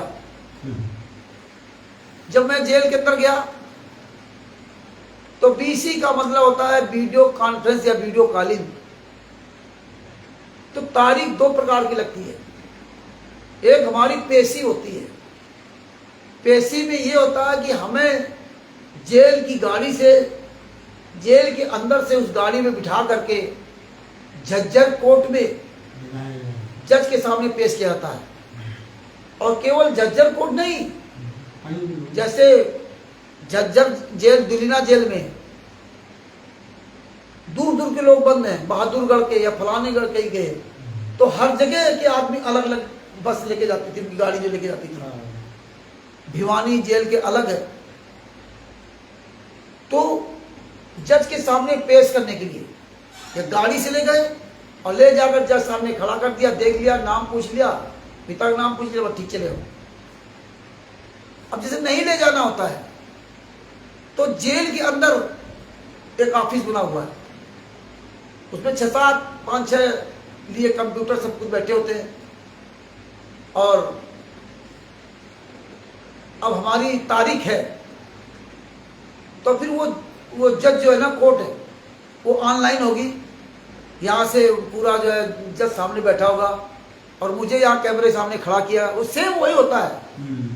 यहाँ हमसे जज पूछेगा, मेरा नाम पूछेगा, मेरे पिता का नाम पूछेगा, बोले ठीक, मतलब ये आदमी है, कोई दिक्कत नहीं है। इतना सिर्फ काम होता बीसी का। और इन राष्ट्रीय सेवा समिति के गुंडों ने, हरामजादों ने 14/7/2014 को संत रामपाल जी महाराज को जेल के अंदर, वहां हिसार जेल नंबर हिसार में कोर्ट में, वहां ये बीसी से पेश नहीं होने दिया। सिर्फ जज ये देखता कि हाँ और आप सामने आए, देखता है, बस देखता है। ये बीसी का मतलब होता है। हम रहे 50 दिन रहे, 14 दिन की बीसी लगती थी, न्यायिक हिरासत जिसको रिमांड बोलते हैं। एक रिमांड होता है जो पुलिस यहाँ रिमांड पे लेती है। तो यहाँ लोग समझते थे हमको कि रामचंद्र को रिमांड में पुलिस ले लिया। हाँ, चर्चा आई। हाँ, 14 दिन की पुलिस ले गई। यहाँ 14 दिन का रामचंद्र का रिमांड ले लिया पुलिस ने, और हमें तो 14 दिन का, हमें 14 सेकेंड का रिमांड में नहीं लिया। 19 तारीख की रात में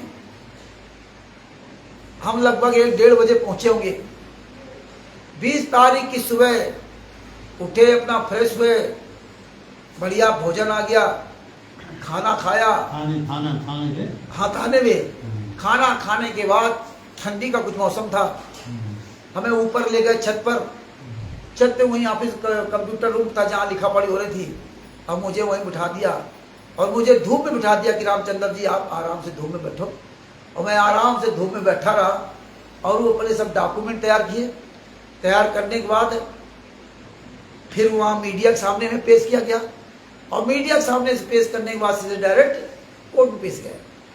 जैसा कि आपने ऑडियो सुनी, वो पत्रकार की वीडियो देखा होगा। पत्रकार ने 17 मिनट क्या कहा था कि रामचंद्र डरा नहीं, पूरी मीडिया, पूरा प्रशासन, जितने अधिकारी थे वो स्तब्ध थे। ये एक व्यक्ति इतना बड़ा स्ट्रगल कैसे कर रहा है। तो हम तो यही समझ रहे थे कि जैसे उन्होंने ये जो मैनेजमेंट वाले हैं, हाँ। गुरुजी के पास प्रति इतना रुपया खर्च कर दिया, हाँ। अब पता नहीं गुरुजी हाँ। के लिए हमारे भगत भाई लड़ रहे हाँ। हैं और असलियत बोल रहे हैं, तो इन्होंने कितना रुपया खर्च किया होगा। अब देखिए भगत भाइयों, आप लोगों का सोचना जायज था, लेकिन सतगुरु तो हमारा परमात्मा से बड़ा है। वो तो ये बात हम आप लोग वही मजबूती से डट सकता है जो परमात्मा के विधान के अनुसार चल रहा होता है, या जो जान गया कि मेरी नाम दीक्षा सब फर्जी है और सिर्फ अपने गुरु को समर्पित हो गया। तो गुरु को तो समर्पित, और जो गुरु को समर्पित हो गया है करना, तो उसको ये ज्ञान जरूर हो जाएगा। नहीं होगा तो परमेश्वर उसको ज्ञान दिलवा देंगे। तो 14 दिन की जो न्यायिक हिरासत होती है, तो 14 दिन की हाजिरी लगती है। तो यहाँ ही लोग समझ रहे रामचंद्र को 14 दिन जो है रिमांड पे लिया गया। हाँ, तो यही तो हम समझ रहे थे कि हाँ, पुलिस ने रिमांड पे लिया। अब पुलिस कितनी यातना देगा, क्या पूछेगा, क्या नहीं पूछेगा, ये था। दूसरी बात, पुलिस जब आपको यातना देती है, जब आप कहीं चोरी किया या मर्डर किया, आप सही बात नहीं बताएंगे, तो उसको कबुलवाने के लिए वो दंड देती है। अगर आप सारी बात सही बोल दो तो पुलिस तुम्हारे हाथ नहीं लगाएगी, उसको क्या लेना। और मेरे यहाँ तो कुछ ऐसा था ही नहीं। और मुझसे उसने कहा कि रामचंद्र जी, हमें तो ऊपर से आदेश था कि एक हाथ पैर एक तोड़ देने का, एक हाथ एक पैर तोड़ देने का। अच्छा। हालांकि वो डरवाते हैं। और मुझसे बोले रामचंद्र जी आप मुझसे क्या अपेक्षा करते हैं।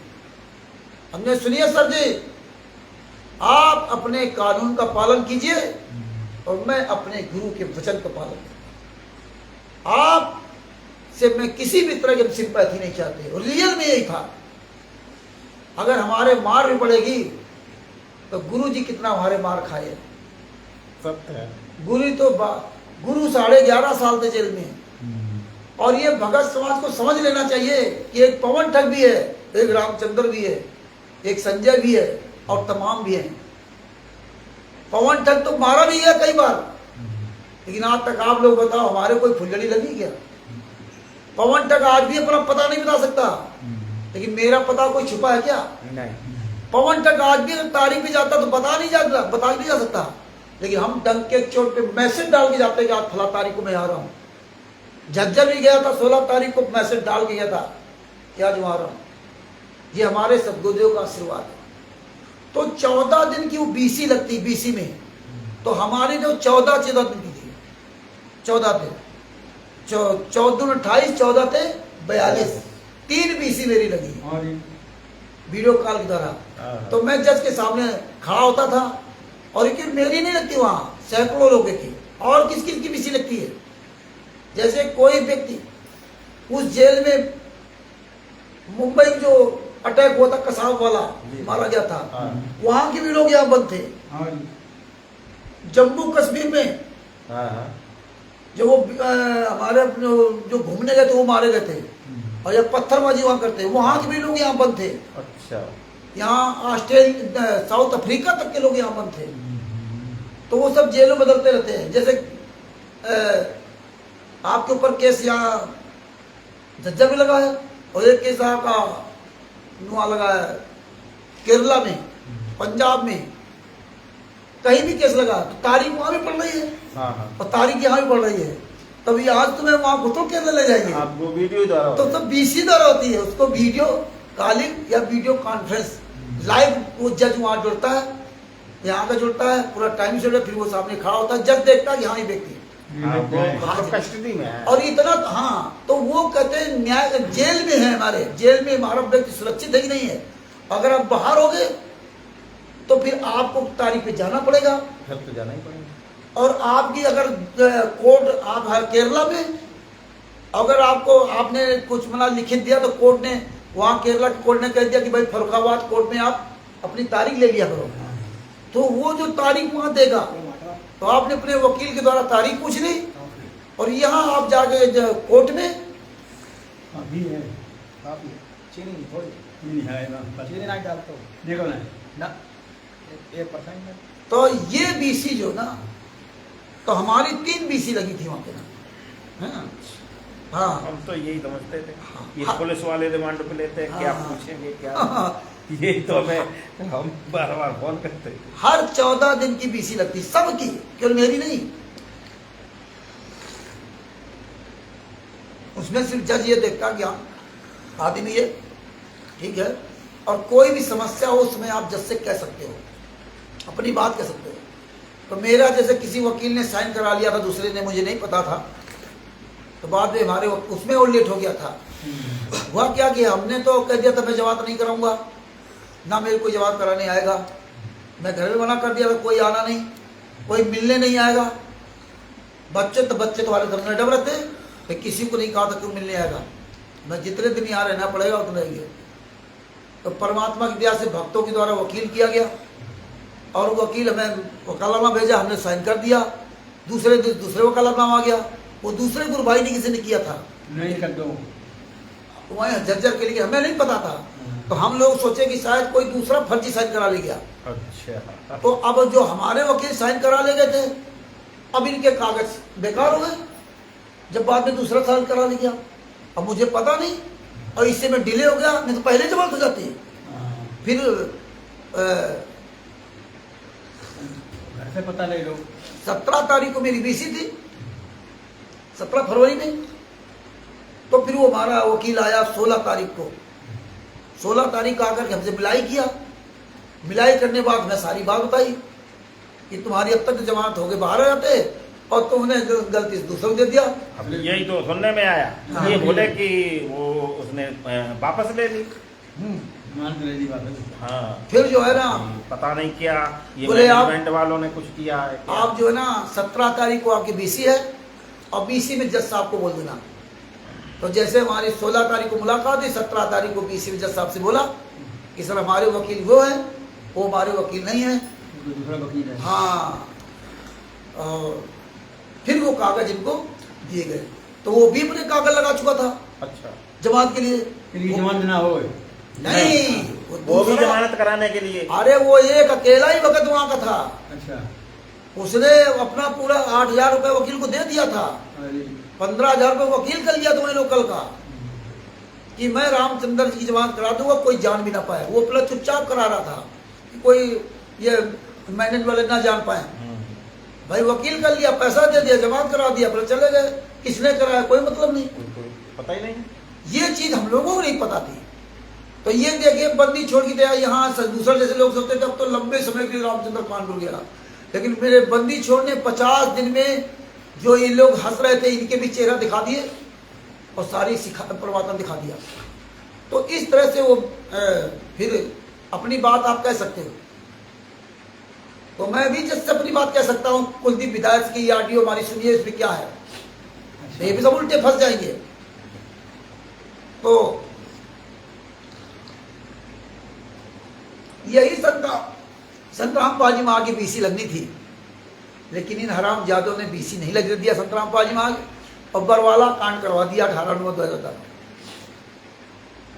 तो जैसे गुरु जी के बारे में आपसे कुछ नहीं पूछा गया? कौन? जैसे आपसे वहाँ कोर्ट में? नहीं, कोर्ट थोड़ी पूछता है। कोर्ट से बात तो जरूर मतलब है। हाँ। वो तो जब केस चलेगा तब कोई ऐसी बात होगी। अच्छा। उसमें कोई आप टॉपिक रखे तो कोर्ट तो इतनी बात जानता कि आपने इनको धमकी दी, बस जितना बताओगे। अब उसमें जब टॉपिक उठेगा तो आप अपनी पूरी बात कह सकते हो, वो अलग बात है। अपनी सफाई दे सकत बात है। अभी तो चार्जशीट पेश होगी ना। चार्जशीट पेश होने के बाद फिर बहस होगी। 3 महीना बच्चा से दिमाग। हाँ, बहस होगी तब जाके आगे मैटर। अभी तो कुछ नहीं है। तो इस तरह से बीसी वाला था संतराम पाजी महाराज का, जो राष्ट्रीय समाज सेवा से गुंडों ने कर दिया। और ये याद रखना, परमेश्वर के आशीर्वाद से दास पंजाब में जेल गया था, 27 घंटे रहा था। और वहां भी दास ने घर में कह गया था कोई जमात कराने नहीं आएगा, और मेरे घर का कोई व्यक्ति जमात कराने नहीं गया था। वहां भी संतराम पाजी महाराज ने पहले से तैयारी करवा करके अपने भक्तों से जमात करवा दी थी। किसी से हमने नहीं कहा था कि मेरी जमात कराना। और यही देखिए झज्जर जेल दास गया परमात्मा के आशीर्वाद से, किसी भगत से नहीं कहा था कि मेरी कोई जमात कराए। और मैं मना कर गया था कोई जमात मेरी मत कराना। लेकिन बंदी छोड़ संतराम पाजी महाराज कहते हैं जब तेरे अंदर कोई इच्छा नहीं होगी तो परमात्मा कहते हैं हम तेरी इच्छा पूरी करे करावे साइया, मन में लय उठाए दादू सिरधर जीव के आप बगल हो जाए। अब देखिए अपने बच्चों से करवा दिया, जमानत करवा दिया, अपने बच्चों से जमानत करवा दी। काम किसने कर दिया? संतराम पाजी महाराज ने। नाम किसका दे दिया? भक्तों का। अरविंद जी, राम शरण दास, राणे दास, इनका नाम दे दिया। और पहले क्या था? रामचंद्र सब कर रहा, रामचंद्र सब कर रहा। अब तो रामचंद्र जेल चला गया था ना, अब कौन कर रहा? वो तो कर तो वही रहे। अब कौन कर रहा? और यही बात हम आप लोगों से हमेशा कहते हैं कि रामचंद्र के पीछे न चलो, अपने गुरु के पीछे चलो। रामचंद्र धोखा दे सकता लेकिन गुरु धोखा नहीं दे सकता। इतने बड़े बड़े दिग्गज अपने आप को सजभूषण जैसे वकील थे, अजय वैद्य जैसे लोग अपने आप को पैसे वाला समझते थे। जून 2025 में के बाद जब कांड हुआ फर्रुखाबाद कांड, तो क्या कहा था कि मैं गुप्त काम करूंगा। कितना बड़ा गुप्त काम हो पाया? सब हो गया टाटा फिश। ये मार्ग सच का मार्ग है। तो अपनी बात पे आते हैं कि संतराम पाजी महाराज को इन गुंडों ने बरवाला कांड करवाया, और बरवाला कांड करवाने के बाद इन्होंने सजा करवा दी। और किस तरह इस बरवाला कांड में महेंद्र भगोड़ा, राम कुमार ढाका, राजपूत राजेंद्र, पुरुषोत्तम सैनी खुलेआम प्रशासन को, मीडिया को चैलेंज कर रहे थे। उस समय भारतीय जनता पार्टी की सरकार कि मनोहर लाल खट्टर मुख्यमंत्री जी थे। इस तरह से इन्होंने 5 महिला 1 बच्चे की बरवाला कांड में हत्या की, जिसमें संतराम पाजी माँ का बड़ा लगा वीरेंद्र, मनोज, पत्नी राजबाला, अनारोमाई, बहन राजबाला, अंजू मंजू बेटियां, दामाद संजय खानपुर वाला, राम कुमार ढाका, राज कपूर, राजेंद्र, पुरुषोत्तम सैनी आदि आदि गुंडों ने मिलकर के 5 महिला 1 बच्चे को कमरे के अंदर बंद करके लाठियों से पीट पीट करके मार डाला। और मारने के बाद कोर्ट में संत रामपाल जी महाराज खिलाफ बयान दिया कि संत रामपाल जी महाराज कहने पर मैंने जान से मार डाला, जबकि संत रामपाल जी महाराज का लिखित में या बोल करके किसी भी तरह कोई भी आदेश नहीं। तो फिर कोर्ट ने संत रामपाल जी महाराज को सजा क्यों दी? या 28 गुंडे जेल से बाहर घूम रहे जो हरियाणा में गदर मचा रखे हैं, किसान सम्मान, फलाने सम्मान, ढिमका आश्रम बना चला रहे सब, इन 28 गुंडे जेल से बाहर घूम रहे हैं और निर्दोष संत रामपाल जी महाराज सजा काट रहे हैं। और सबसे बड़ा इसका दोषी है भगत समाज। कोई पवन टक के पीछे लग गया, कोई संजय के पीछे लग गया, कोई मैनेजमेंट के पीछे लग गया, और संत रामपाल जी मां के पीछे एक भी कौन लगा ये आप स्वयं निर्णय लीजिए। संत रामपाल जी मां के पीछे क्यों नहीं लग सकता? क्योंकि संत रामपाल जी महाराज के द्वारा दिए गए तत्व ज्ञान के अनुसार किसी को आप एक भी काम नहीं कर रहे, खुलेआम उन गुंडों के यहाँ शुरू से जा रहे हैं। और उस समय तो आप कहते थे हिसार तारीख पे जाते थे हजारों लाखों लोग, आप गालियां देते थे भारतीय जनता पार्टी को, कहीं राष्ट्रीय सभा वो आर्य समाजियों को, मनोहरलाल खट्टर जी को गाली देते थे, बीजेपी ने काट दिया, सर्वनाश हो, सत्यानाश हो। और अब आप क्या कर रहे हो कि संत रामपाल जी महाराज लीला कर रहे हैं, शर्म आनी चाहिए। 5 महिला एक बच्चे की हत्या FIR नंबर 429 में शास्त्रम मरते दम तक आजीवन कारावास की सजा करवा दी। और जो 5 महीना एक बच्चे की जो हत्या हुई थी, उनके परिवार वालों के भी इन हरामजादों ने बयान बदला करके उनको भी, उनके ऊपर भी केस लगवा दिया, हॉस्टाइल करा दिया। और क्या कोर्ट में लिखवा दे दिया एफिडेविट, हलफनामा, कि पुलिस ने कोरे कागज में साइन करा लिए थे।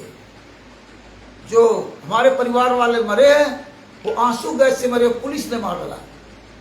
और बयान उन्होंने क्या दिए पहले कि लोगों ने मार डाला, और पोस्टमार्टम रिपोर्ट में बाकायदे बांस के डंडे उपलब्ध है। और इनसे बयान बदलवा दिए कि कोरे कागज साइन करवा लिए। और हत्या करने वाले वीरेंद्र मनोज, जो संत रामपाल जी महाराज के लड़के, जो असतरों का आश्रम धनाना चला रहे हैं, जो गुंडई कर रहे पूरे हरियाणा में नेताओं मंत्रियों बुला करके, इन गुंडों ने कोर्ट में बयान दे रहे कि हाँ हमने हत्या की।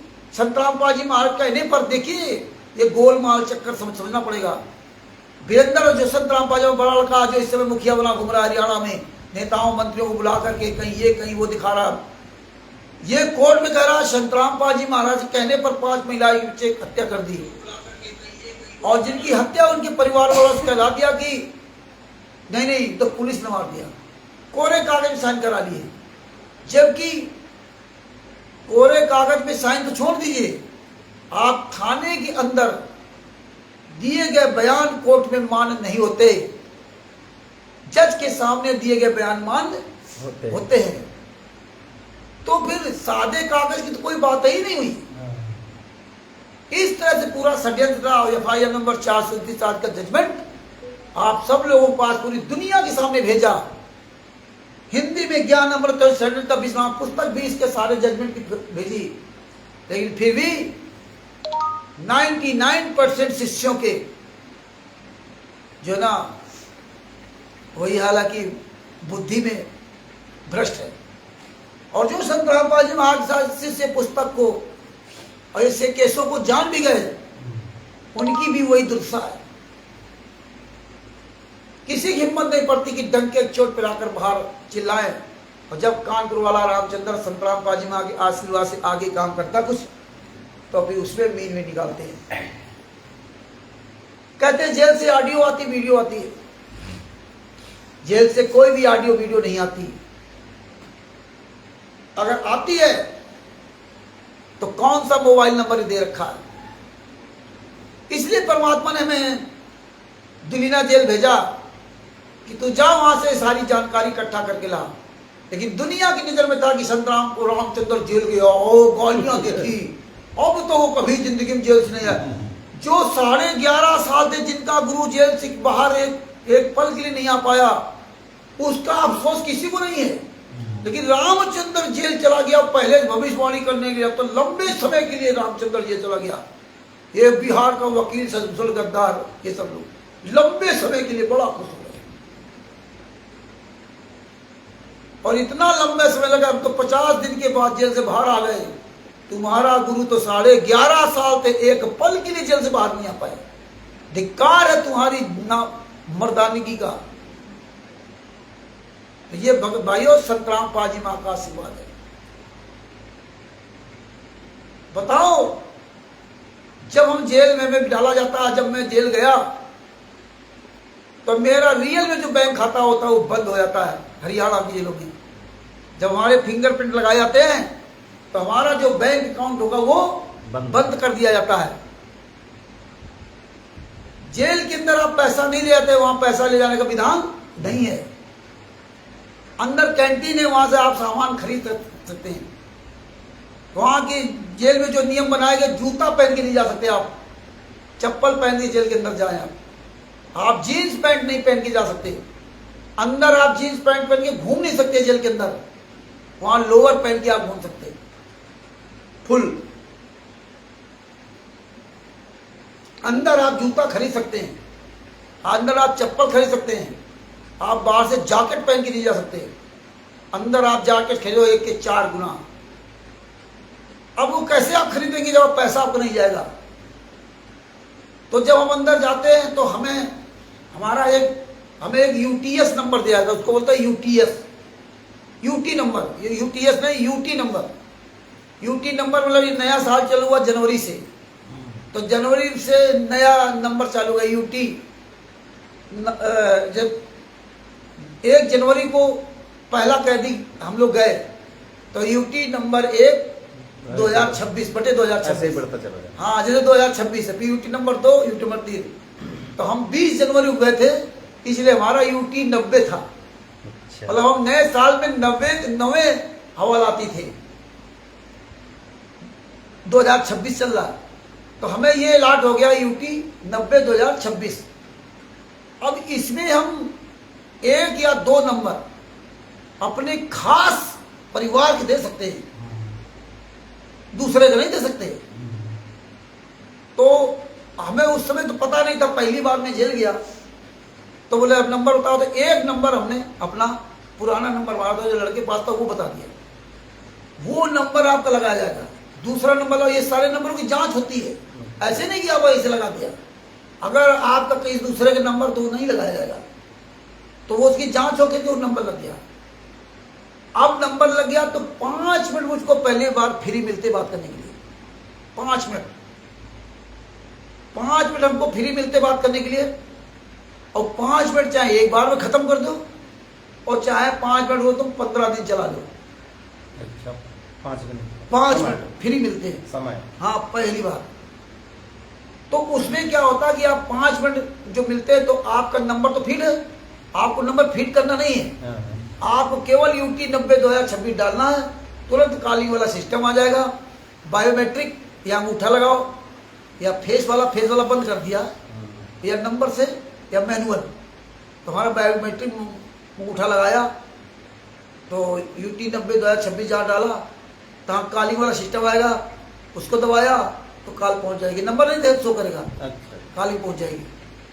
अब आप बात किया आपने बेटे से कि बेटा हमारा यूटी 90 2026 है, ये नंबर लिख लो, और कैफे में जहाँ पैसा डालने का आपको उसके यहाँ जाना और उसको बता देना कि इसमें पैसे डाल दो। 11,000 रुपये तक डाल सकते हो, मैक्सिमम 11,000। तो उसके पास कैफे जाओगे तो यूटी 90 2026 है, इसमें 500 रुपये 100 रुपये 1000 रुपये जो भी डाल दो।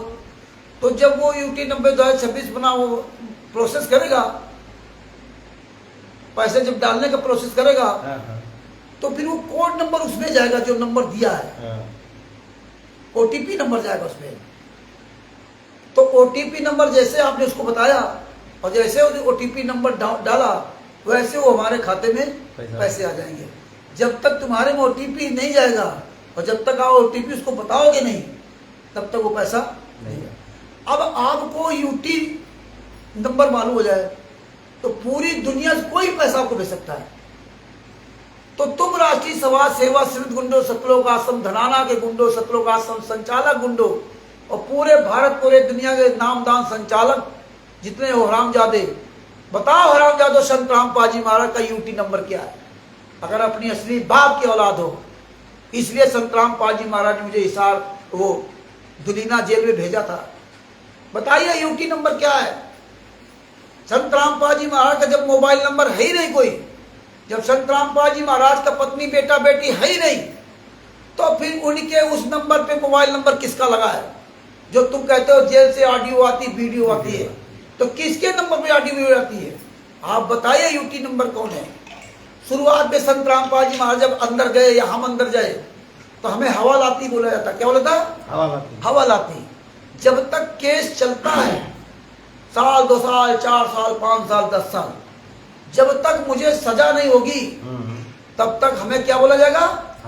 हवालाती। और जब हमें सजा हो जाएगी तब क्या बोला जाएगा? कैदी, बंदी कैदी। ये चीजें आप लोग सुन लो, समझ लो, जिसमें आप लोग अपने गांव घर में सवाल कर सकते हो। इसलिए मास्टर साहब थोड़ा उठ के बैठो, आए हो तो कुछ चीजें लेके जाओ, ये फ्री में आपको मिल रही हैं और हम तो वहां भोग करके आ रहे हैं। तो जब आप कैदी हो जाएंगे, सजा याफ्ता हो जाएंगे, तो आपका यूटी की या सीटी लिख के आएगा। सीटी कब सजा हुई? सीटी 90, 2025 या 26 या 23 या 21 या 22, वो पूरा नंबर लिख के आएगा। तो यूटी का मतलब होता है यू मतलब अंडर टीमन ट्रायल। यूटी मतलब अंडर ट्रायल, कि अभी केस जो है ना ट्रायल में है। और सीटी मतलब कंप्लीट ट्रायल। तो कंप्लीट ट्रायल संत रामपाल जी महाराज। तो बताओ साले सीटी नंबर कौन सा है? कौन सा तुमने मोबाइल नंबर संत रामपाल जी महाराज लगा रखा है? तुम असली बाप की औलाद हो तो दो बताओ। तीसरी बात, जब हम वहां कैंटीन होती है, कैंटीन में आप आलू टमाटर बैंगन गोभी प्याज मिर्च आइसक्रीम समोसा ब्रेड तेल मंजन साबुन बिस्किट घी पनीर जो चाहो आप खरीद सकते हो, कपड़ा जूता चप्पल। तो बताओ हरामजादों ने संत रामपाल जी महाराज के यूटी नंबर सीटी नंबर कितना पैसा डाला? एक भी पर्ची दिखाओ।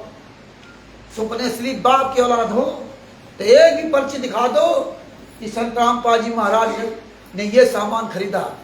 और जब आप पैसा डालते हो तो आपको रिसीविंग देता है कौन? जहां से पैसा डलाओगे वो रिसीविंग दिखा दो कि संत रामपाल जी महाराज को मैंने ये पैसा भेजा है। तुम अगर अपनी असली बाप की औलाद हो, तुम्हारी औकात नहीं तुम दिखा सको, दिखाओ पर्ची कि संत रामपाल जी महाराज 11.5 साल से जेल में कितने पैसे आज तक भेजे। ये भारत से लगभग पूरे वर्ल्ड के जितने भी संत रामपाल जी महाराज के शिष्य है, तुम सबको चुल्लू भर पानी डूब के मर जाना चाहिए। जो तुम करोड़ों अरबों रुपए गुंडों को दान पाठ दसवां ज्योत के नाम से पैसा देते हो, तुम्हारे गुरु के पास 1 भी रुपया नहीं पहुंचता। अगर 1 रुपया पहुंचा हो तो आप इससे मांगिए कि संत रामपाल जी महाराज को आप जो पैसा भेजते हो कैफे के द्वारा या कैसे भेजते हो, वो पर्ची कहाँ है? कि उस पर्ची में पूरा विवरण लिखा होता है।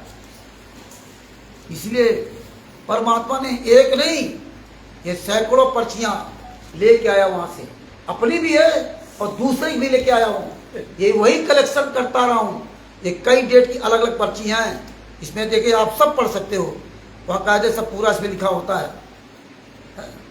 इसलिए ये सब जो है ना ये एविडेंस कलेक्शन करके आया हूँ। वहाँ जेल में झक मराने नहीं गए थे। तुम लोगों को लगता है कि रामचंद्र जेल चला गया, जेल गया। जेल जो है ना बहुत नसीब वालों को नसीब होती जेल। जेल आदमी को एक बार जरूर जाना चाहिए। ये सब देखो पर्चियों से पूरा लिखा हुआ है, आप सब पढ़ सकते हैं, आप सब देख सकते हैं। ये सब ये पर्चियां हैं, पूरा हिसाब लिखा हुआ है। कोई भी पर्ची दे सकता है। सामान खरीदो ये सारा, हाँ, किसने क्या सामान खरीदा, सारा सब कुछ विवरण दिया हुआ है। तमाम पर्चियां, इसीलिए मैं कलेक्शन, एक नहीं पर्ची, यूटी सीटी सब की पर्चियां हैं। तो भगत भाइयों, आज राष्ट्रीय सभा सेवा समिति गुंडे या सतलोक आश्रम धनाना के गुंडे ये दोगले के इरादे बताओ संत रामपाल जी महाराज ने हिसार जेल नंबर 2 में क्या खरीदते, क्या खाते, क्या पीते हैं, क्या कपड़ा खरीदा, क्या कपड़ा नहीं खरीदा, कैसे जेल में रह रहे हैं, उनके दांतों में दर्द है, ये सारा इसीलिए परमेश्वर ने कलेक्शन करवाया। देखिए इसमें सीटी नंबर लिखा हुआ है, जय। देखो सीटी नंबर है ना, है और उसमें यूटी नंबर लिखा हुआ है। अगर पूरा इसमें डेट वगैरह सब दिया तो नाम आम सब लिखा हुआ होता है, नाम, पिता का नाम, कौन सी जेल है ना, सारा सब कुछ है। लाओ पर्ची दे तो हम जाने, इसीलिए उनके भगत पास कोई सबूत है नहीं बुझाएंगे। या बात सबूत नहीं है, बात ये आप जानते थे क्या? अब ये तो आप बांस लेके आए, दिखाया आपने। और अगर हमें संतराम पाजी महाराज जेल न भेजते तो कभी आपको ये बात पता चलती नहीं। अब आप पूरी दुनिया में डंके चोट से कह सकते हो ना कि हमारे गुरु के पास अगर 1 रुपया गया हो तो उसकी पर्ची दिखा दो। ये क्या है? ये प्रमाण है। इसीलिए संतराम पाजी महाराज के आशीर्वाद से दास ने आज तक बिना प्रमाण की कोई बात नहीं की। और एक रसीद नहीं लाया हूं, इसीलिए सैकड़ों रसीदें वहां से उठा के लाया हूं। ये मैं बाहर जाऊंगा तो आप लोगों को क्या बताऊंगा। तो इसलिए जेल जाने में जो हम 25-50 दिन रहे, या हमारे भाई बहनों को जो भी जमात में 40-50 हजार रुपये खर्च हुआ, तो आपका पैसा वसूल हुआ कि नहीं हुआ? हो गया। आपका पैसा वसूल हुआ कि नहीं हुआ? हो गया। आज आप डंके चोट पे कह सकते हो तुम असली बाप के औलाद हो, तो एक भी पर्ची दिखा दो कि अगर संतराम पाजी महाराज को तुमने 1 रुपया भेजा हुआ तक। वो भेजा ही नहीं, वो तो इधर उधर वो नहीं, प्रवीण अहलावत कहता है ये तनख्वाहिया, वो तनख्वाह देते हैं। कपड़ा पड़ा मतलब पुराने फटिया वो भाई जेल से जो मिलता वही मिलता। जेल से मिलता क्या कपड़ा वगैरह जेल से नहीं मिलता, खरीदना पड़ता आपको। कोई भी चीज वहाँ फ्री नहीं है ना, जो सही हो जाए तब कपड़ा कहाँ मिलता? कपड़ा सब आप खरीदिए, वहाँ ना करो तो नंगे घूमो। या तो कोई आपको वहाँ का जो जेल के अंदर है, जैसे हम गए थे, हमारे पास कपड़े नहीं थे, तो हमें दूसरे जो बेचारा हवालाती था उसने देखा बाबा, तो हमें 3-4 लोवर दिया उसने। चप्पल नहीं थे, किसी ने चप्पल हमें दे दिया, ऐसे कोई दे दे। बात बाकी वहाँ मालूम है 350 रुपए की चप्पल है, सिंपल वाली, ये वाली नहीं, तो बटाटा वाली, वो रपटने वाली, वो 350 चप्पल है। 1000 रुपया 1200 रुपया का जूता है, ये सिंपल वाला जूता। महंगा कितना वहाँ पे ना, अरे वहाँ तो सब ठगाई है। 50 रुपया किलो, 55 रुपया किलो आलू, 50 रुपया किलो प्याज, 200 रुपया किलो मिर्च, समझे, 90 रुपए किलो टमाटर। जो यहाँ 5 रुपए मारा घूम रहा है इसमें, 90 रुपए किलो टमाटर है इसमें। लीजिए इतना महंगा है वहां पे ना। तो आप कम जो भी जैकेट लेना हो, ये सब वहां पर खरीद सकते हैं, वहां कोई फ्री देने वाला नहीं है। तो ये सब चीजें ऐसे संतराम पाजी महाराज 11.5 साल से यात्रा से रहे, और ये गुंडे दान पाठ दसवां के पैसे से मौज कर रहे। जेल से कोई भी ऑडियो वीडियो नहीं आती है, तो नहीं आती। और देखिए अगर ऑडियो वीडियो आती तो बताओ ना कौन सा नंबर है। तुम्हारी औकात नहीं तुम बता सको, क्योंकि संतराम पाजी महाराज का कोई अपना है ही नहीं, पत्नी बेटा बेटी, तो नंबर किसका देंगे? संतराम पाजी महाराज को कोई अपना नंबर तो बताओ कौन सा नंबर इलाट किया तक।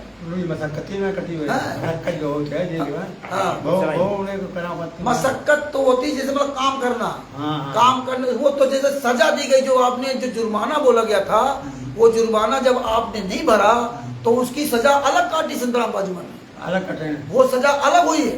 मशक्कत तो मतलब ये होता है जैसे मतलब आप काम करना चाहते हैं तो आपको उसमें जो काम करिए, और गवर्नमेंट आपको जो भी 100 रुपया या 150 रुपया है, इसमें बताते हैं 150 रुपया है, तो वो आपको गवर्नमेंट देगी।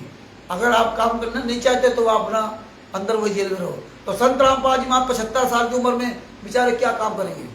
और वो जो पैसा 150 मिलता है, वो तो जब जेल से बाहर आओगे तब मिलेगा, वहां नहीं मिलेगा नगद। वहाँ कुछ नहीं, मशक्कत रहे पर नगद आपको पैसा नहीं मिलेगा। वो जब जेल से बाहर छूटोगे तब आपको इकट्ठे मिलता है। नहीं जब काम करो तब मिले।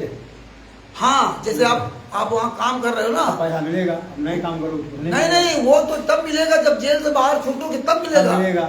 वो उस समय नहीं मिलेगा, उस समय नहीं, वो आपका खाता अलग से खुल जाएगा, उसमें जमा होता रहेगा। वो इसलिए दिया जाता है कि जब ये बाहर निकले तो इसके पास कुछ नहीं हो तो इस पूंजी से अपना कोई काम धंधा कर सकता है, इसलिए दिया जाता है। तो संत रामपाल जी महाराज के पास कोई 1 रुपया लाते नहीं भेजे। आज ये बात हमने जो ना पहले 10 मार्च को ये बात हमने कही थी। 10 मार्च 2026 को पहला वीडियो हमने डाला था लड़के के यहाँ से, नोएडा से। आज तक राष्ट्रीय समाज सेवा गुंडा कोई भी एक पर्ची नहीं दिखा पाया और ना दिखा। आप सब लोगों से मेरा निवेदन है कि आप अपने नाम दल संचालक से, कोऑर्डिनेटर, स्टेट कोऑर्डिनेटर सवाल कीजिए कि संत रामपाल जी महाराज किस नंबर को अलॉट करवाया है, वो पर्ची दिखाइए आप कि आपने कितने पैसे संत रामपाल जी महाराज को भेजे हैं। बाहर से कोई सामान नहीं जा सकता खाने पीने का, कोई सामान आप बाहर से खाने पीने नहीं ले सकते। आप कपड़ा भेज सकते हैं, शॉल भेज सकते हैं, कपड़ा भेज सकते हैं, लेकिन खाने पीने वाला कोई सामान नहीं भेज सकते। तो बताइए, तो इस तरह से कुछ लोग कहते हैं कि ऑडियो वीडियो आप ये दावे के साथ कह सकते हैं। कुछ लोगों ने हमसे कहा कि रामचंद्र जी आप शत्रुओं का आश्रम धराना में बात करने नहीं आते, गुरु जी का रोज फोन आता है। तो आपकी जानकारी को बता दूं कि जो मंजू है संत रामपाल जी महाराज बेटी, उससे डायरेक्ट मैंने फोन किया था, बात किया कि बता जिस दिन बता मैं उस दिन तेरे घर आ जाऊं या जिस आश्रम बताओ वहां आ जाऊं कि संत रामपाल जी महाराज की जेल से ऑडियो वीडियो आती है तो मेरी बात करा, मैं बात करूंगा, लेकिन एक शर्त पर, जो भी इसका मुखिया हो वो वीडियो डाले कि मैं कानपुर से रामचंद्र दास को फला तारीख को सतलोक आश्रम धनाना में या मंजू के घर रोहतक में गुरु जी घर में वहां बुला रहा हूं और आज मैं रामचंद्र जी की संत रामपाल जी महाराज बात कराऊंगा। कभी इसकी किसी दूसरे फोन से बात कराते हैं, कभी किसी दूसरे फोन से बात कराते हैं। वहां सिर्फ उसी फोन से बात होगी जो फोन वहां पे रजिस्टर्ड है, वो भी दिन में, एक दिन में, ये भी बात सुन लो, 10 मिनट बात होती है, 10 मिनट, कितने मिनट? 10 मिनट बात होती है, उसका 3 रुपए कटता है, 3 रुपए कटता है। 10 मिनट बात होती है, वो 10 मिनट एक दिन में सिर्फ 3 बार कर सकते हो आप। चाहे आप एक बार में 10 मिनट खत्म कर दो और चाहे आप 2 बार में 10 मिनट खत्म कर या 3 बार में खत्म कर दो। अरे बातचीत होती है, बातचीत हो जाती है, बातचीत बता 10 मिनट होगी सिर्फ। अच्छा अच्छा, हाँ 10 मिनट होगी। तो कौन सा नंबर है बताओ ना, तुम्हारी औकात हो। तो गुरु जी कहते हैं बातचीत करते हैं, जो कोई करने वाला बताना है। जब नंबर नहीं है, नंबर नहीं है, ये बात कौन करेगा? ये फर्जी। कैसे बात करें? अब आप बताए ना, हमने कहा और आज भी मैं चैलेंज करता हूं कानपुर से रामचंद्र यादव, खुलेआम बोल रहा हूं, अगर तुम सतलोक आश्रम संचालक जितने भी सतलोक आश्रम असली बाप के औलाद हो ना, सतलोक आश्रम धनाना में जिस दिन बताओ उस दिन इस दास आने के तैयार है और तुम असली बाप के औलाद हो तो वीडियो डाले। वीरेंद्र, आज तो वीरेंद्र सबके सामने आगे वीडियो डाले और मैं आऊंगा और कराऊं मेरी बात संत रामपाल जी महाराज से। देखता हूं कैसे संत रामपाल जी महाराज फोन आता है। किसी दूसरे से बात नहीं हो सकती, कॉन्फ्रेंस में आप कॉल नहीं कर सकते। हाँ, पैरेलल में मोबाइल रख कर बात कर सकते हम। जैसे हम फोन किया, मेरे किसी भगत का नंबर, इनका नंबर हमारा दिया आनंद का, और हमें इनसे बात करनी तो लड़के से कहूँगा दूसरा फोन से इनको फोन करो और दोनों मोबाइल बगल में रख दो और उसकी आवाज़ तेज कर दो, तो हम बात कर सकते हैं, नहीं तो आप किसी से बात नहीं कर सकते। और पहले वीडियो कॉल होती थी, वो वीडियो कॉल बंद करवा दी गई क्योंकि लोग वीडियो कॉल से जो ना वो गलत उसका प्रयोग तो वायरल करते थे। ये ऑडियो और वीडियो आप वायरल नहीं कर सकते, और वायरल कर दिया तो सबसे बड़ा अपराध है। और ये तो हम भी अपनी ऑडियो रोज वायरल करवाते हैं लड़के से, हम रोज वायरल कराते, लेकिन वो ऑडियो आप वायरल नहीं कर सकते। अगर वायरल कर दिया और कोई घटना हो गई तो 3 महीने के लिए आपको बंद हो जाएगी, आप बात नहीं कर सकते घर में। तो ये सारे नियम हैं। इस तरह से भगत भाइयों, दास संत रामपाल जी महाराज के इन सारे एविडेंस निकाले हैं। संत रामपाल जी महाराज किस तरह जेल में रहे और किस तरह संत रामपाल जी सजा कराई, सारी फाइलें हैं। ये सारा सब कुछ खुलासा करूंगा, एक एक खुलासा करेंगे, परमात्मा करवाएंगे और पहले से और ज्यादा ये तीव्रता के साथ ये सच्चाई बढ़ेगी। और इसी तरह परमेश्वर की दया से ना ये कार्यक्रम रुकेगा नहीं, क्योंकि परमेश्वर मार्ग है। दास अपने शब्दों के विराम देता है। और जो उत्तर प्रदेश के जिला फरुखाबाद में जहाँ इस समय हम लोग बैठकर रात में लाइव डिबेट कर रहे हैं, अरविंद जी राम शरणदास जी और महेंद्र जी, उनकी माता जी, उनके घर में चर्चा हो रही। और ये बंदी छोड़ संतराम पाल जी महाराज की बहुत बड़ी दया है, जो परमात्मा ने अरविंद दास जी के इस घर को चुना। धन्य है ये जगह, धन्य है उनके माता पिता, धन्य है उनके भाई बंधु परिवार। इनके कुछ पूर्व जन्म के अच्छे कर्म थे, जो सौभाग्य मिला, जो यहाँ ये चर्चा होती है। और सबसे बड़ी बात ये देखिए कि एक अकेली बुजुर्ग माता जी अरविंद जी की, जिनके यहाँ वो कहते हैं कि भगतों बुलाओ, अकेले दम पर खाना पीना सबको बनाने के लिए मतलब हमेशा आतुर रहती, खुशी खुशी, कोई गिला शिकवा नहीं उनके भाइयों में, उनके पिताजी में, उनकी माताजी में। धन्य है उनकी माताजी, जो अकेले दम पर पूरा जो है उनके अंदर कोई ये पूर्व जन्म के कुछ ऐसे भाग होते हैं, जो हमारा इनका कुछ ब्लड रिलेशन होगा पूर्व जन्म का, नहीं हमें क्या लेना था। और ये अरविंद जी तो बहुत बाद में जुड़े, लेकिन परमात्मा ने अरविंद जी को डगमग नहीं होने दिया। इतने आंधी तूफान आए, और सबसे बड़ा तूफान तो ये आया कि परमात्मा की दया से, या जैसे समझो रामचंद्र ने कुलदीप विधायक को जो गालियां बकी, उस गालियों में जेल गया। और जेल जाते ही जो बहुत बड़े रामचंद्र के क्लोज बनते थे या अपोजिट थे, उनका सबका चेहरा दिखा दिया, सब का ज्ञान खुलवा दिया। अरे रामचंद्र तो गाली दे रहा है। अरे परमात्मा ने कहा था, गाली ही से उपजे कले कष्ट और बीज, हार चले तो साध हुए लाग मरे सो नीच। इसका मतलब क्या था?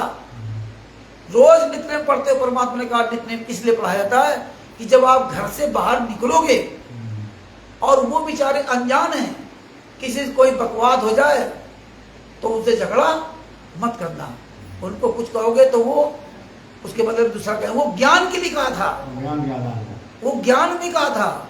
और यहाँ कुलदीप विधायक या अन्य नेता खुलेआम पूरी दुनिया में हमारे गुरु को मजाक उड़ा रहे, खुलेआम हमारे गुरु को जो ना बदनाम किया जा रहा है।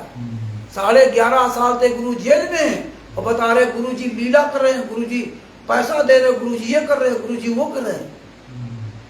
बताइए, ये कानून की क्या था?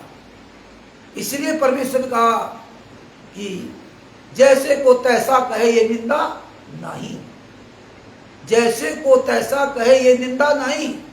गरीबदास जी महाराज ने तो ऐसी भयंकर गाली दी थी जिसका कोई जवाब नहीं। और आप सब जानते हैं कि हम तो राष्ट्रीय समाज सेवा समिति गुंडों ने कितनी गालियां मुझे दी, माँ बहन बेटियों की, और कभी हमने उनका प्रत्युत्तर नहीं दिया। और ये तो जो विधायक जी ने जब उल्टा कहा कि क्या कर लेगा तू, अरे आप विधायक हैं, आप जनता के सेवक हैं।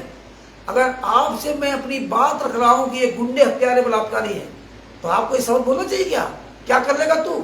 अरे हम तो कुछ नहीं करेंगे, और ना हमने कहा कि हम ये करेंगे। करने वाला तो ऊपर वाला बैठा है, और जब वो करेगा ना तो उसकी लाठी में आवाज नहीं होती। तो हम तो उसको चेतावनी दे रहे थे, हम तो उसके हित के लिए बात कर रहे थे। हम तो जब गिरावट में जो भाषण दे रहा था कि मैंने संतराम पाल जी महाराज को अपना गुरु मान लिया, तो मैं जानता था कि तुम मेरे गुरु की मजाक उड़ा रहे हो। क्यों? क्योंकि जितने संतराम पाल जी महाराज के शिष्य हैं ये सोचेंगे कि विधायक जी हमारे गुरु के शरण में आ गए। लेकिन तुम क्या चाहते हो? तुम तो ये सोच करके कर रहे हो, तुम्हें गुरु से कोई लेना देना नहीं। वोट कर लो। अगर तुमने संतराम पाल जी महाराज को गुरु बना लिया था, तो फिर गाली ही से उपजे कलेश कष्ट बीच, और हार चले साध हुए लाग मरे सो नीच। फिर तुमने FIR क्यों कराई? फिर क्यों तुमने जेल भेजा? अगर संतराम पाल जी महाराज का शिष्य बना लिया था। इसी बात का उजागर करने के लिए मैंने उनको फोन किया था। और फोन करने में फिर जब कहेगा क्या कर लेगा तू, तो जैसे को तैसा जवाब दिया।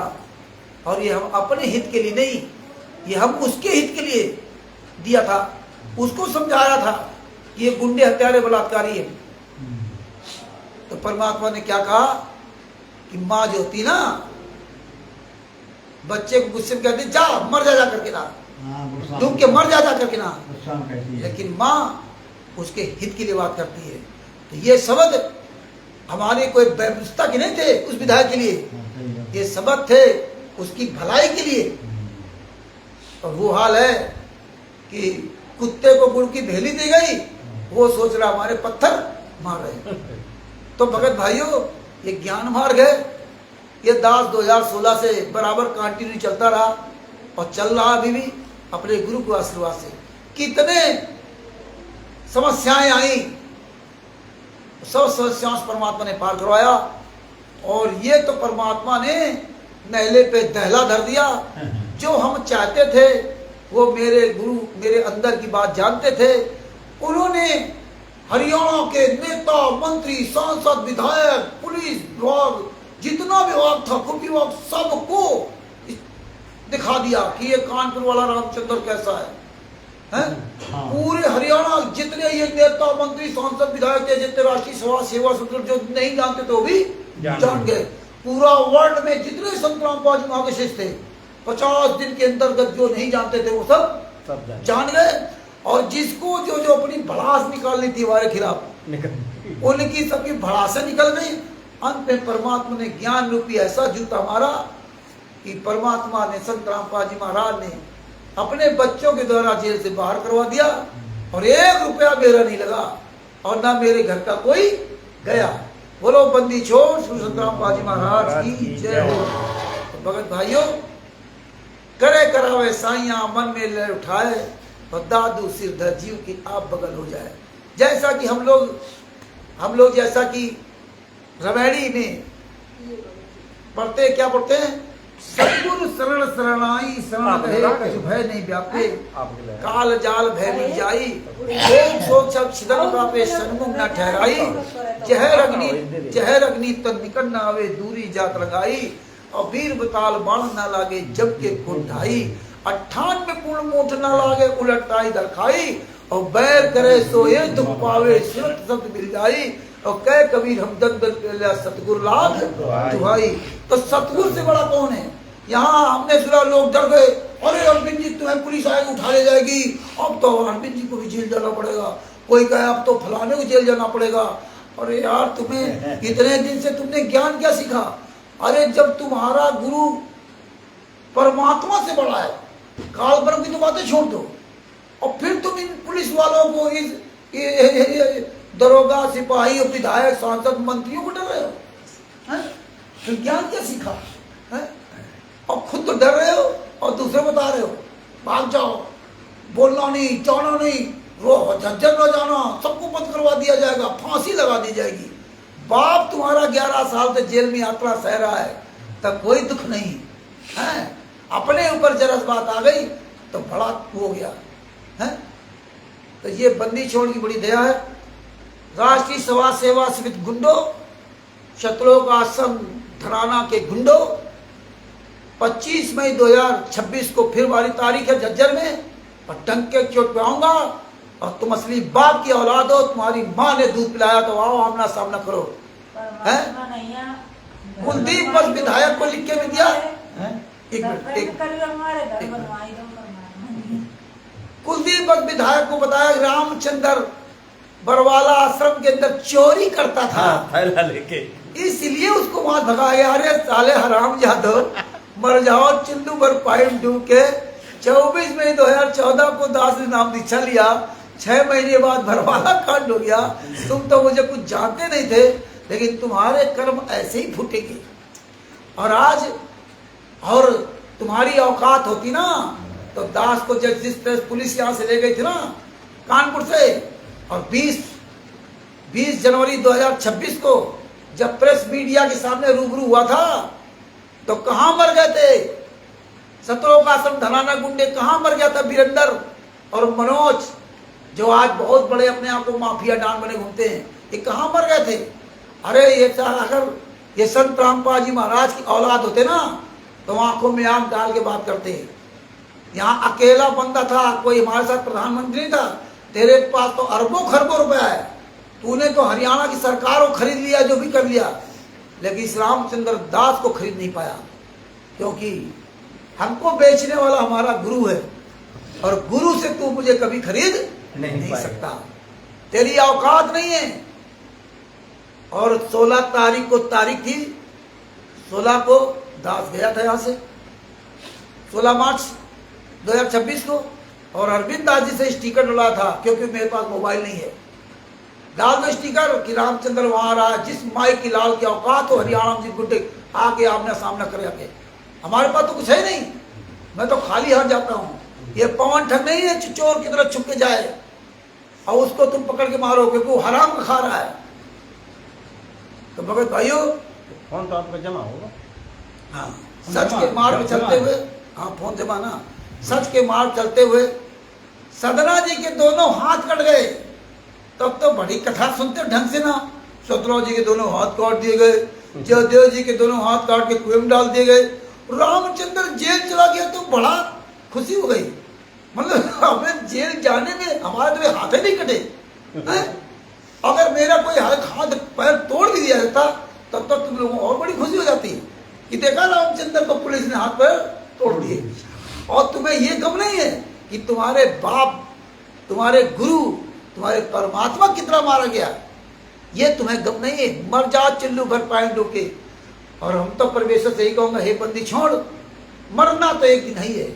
कहते हैं मरू तो सुमृत मरू और जीवत सुमरू नित्य। हे बंदी छोड़, ऐसी मौत देना कि 24 घंटे आपका स्मरण भजन करते रहे, और आपके मार्ग में चलते चलते फांसी चढ़ हो जाए तो इससे बढ़िया मौत क्या होगी, है ना। तो हमें दुनिया को नहीं दिखाना। मंसूर जी को पूरी दुनिया पत्थर मार रही थी, लेकिन मंसूर जी हंस रहे थे, हंस रहे थे। नहीं, वो अनलग तो अलग बात है, वो हंस रहे थे। और जब उसकी बहन सेमली ने फूल मारा तो वो रोने लगे। क्यों रोने लगे? अपने ने मारा, क्योंकि तुझे ज्ञान था। ज्ञान था। और वो सेमली जो अपने गुरु की बहुत भयंकर सेवा करती थी और भर भर प्याला अमृत पीती थी, वो फेल हो गई। और जिसको अंदर से छींट मार दी गई वो तो कहते हैं कि जो गुरु वचन पे डट गए, कट गए फंद 84 के, कट गए फंद 84 के। केवल कहने से नहीं होगा। इसलिए भाइयों, गुरु गोविंद कर जानिए, रहिए शब्द समाये, और मिले तो दंडवत बंदगी, नहीं पल पल ध्यान लगाए। तो आप सोचिए कि आपको किसी भी आश्रम में नहीं जाना चाहिए। आप किसी पवन ठग या किसी कहने पर फोटो की पूजा नहीं करनी चाहिए, और इस फोटो के आगे दंडवत प्रणाम नहीं करना चाहिए। क्योंकि संत रामपाल जी महाराज ने बताया था कि तुम्हें उस मुसलमान की तरह बनना है कि जहां तुम्हारा समय आ जाए तो दंडवत प्रणाम जब करो तो आपने वहां ध्यान दो जहां तुम्हारा गुरु बैठा है। हम आप लोग क्या करते हैं कि जहां हमने घर में फोटो लगा रखी है, दंडवत प्रणाम करते हैं तो उस फोटो पर ध्यान लगाते हैं। लेकिन आप घर में जहाँ फोटो लगी है वहां भी अगर दंडवत प्रणाम कर रहे हो तो आपका ध्यान कहाँ होना चाहिए? गुरु पे। तो कहते हैं मिले तो दंडवत प्रणाम की। जब तुम्हारे गुरु मिल ही नहीं रहे तो तुम दंडवत प्रणाम कहाँ कर रहे हो? मिले तो दंडवत बंदगी, नहीं पल पल ध्यान लगाए। नहीं मिले तो हमेशा पल पल ध्यान लगाओ। एक पति बता स्त्री जिसके बारे में संत रामपाल जी महाराज ने बताया कि अगर उसका पति विदेश चला जाता है तो क्या करती पत्नी? क्या वो फोटो के आगे दंडवत करती है? नहीं, वो फोटो को अपने सीने से लगाती है कि हमारे पति ऐसे हैं, लेकिन उसकी पूजा नहीं करती। लेकिन ध्यान कहाँ लगाती है? पति पे, कि मेरा पति आज खाया होगा कि नहीं खाया होगा, कैसे रह रहा हो कैसे नहीं रहा, ये चिंता करनी चाहिए। और हम अपने पति परमेश्वर क्या करें? वो तो लीला कर रहे हैं। 11.5 साल से जेल में यात्रा सह रहे और अब कह रहे लीला। और 2014 जब बरवाला कांड करा रहे थे तब कह रहे थे आज समाजी ने कांड करा दिया। 2016 17 तारीखों में जा रहे थे तब आज समाजी ने कांड करा दिया, भारतीय जनता पार्टी ने कांड करा दिया। और जब सजा हो गई तब लीला करने लगे। तो ये दोगलागिरी संत रामपाल जी महाराज विशेष करते हैं। तो अपने आप को समय रहते सुधर जाओ और भीड़ का हिस्सा मत बनो। सच्चाई की आवाज उठाओ और राष्ट्रीय सेवा से गुंडे संतों का आश्रम संचालकों गुंडों के खिलाफ आवाज उठाओ। और अगर आप आवाज उठाने लगे तो संत रामपाल जी महाराज आप सब लोगों के लिए बहुत जल्दी जेल से बाहर आ जाएंगे। बंदी छोड़ संत रामपाल जी महाराज की जय हो।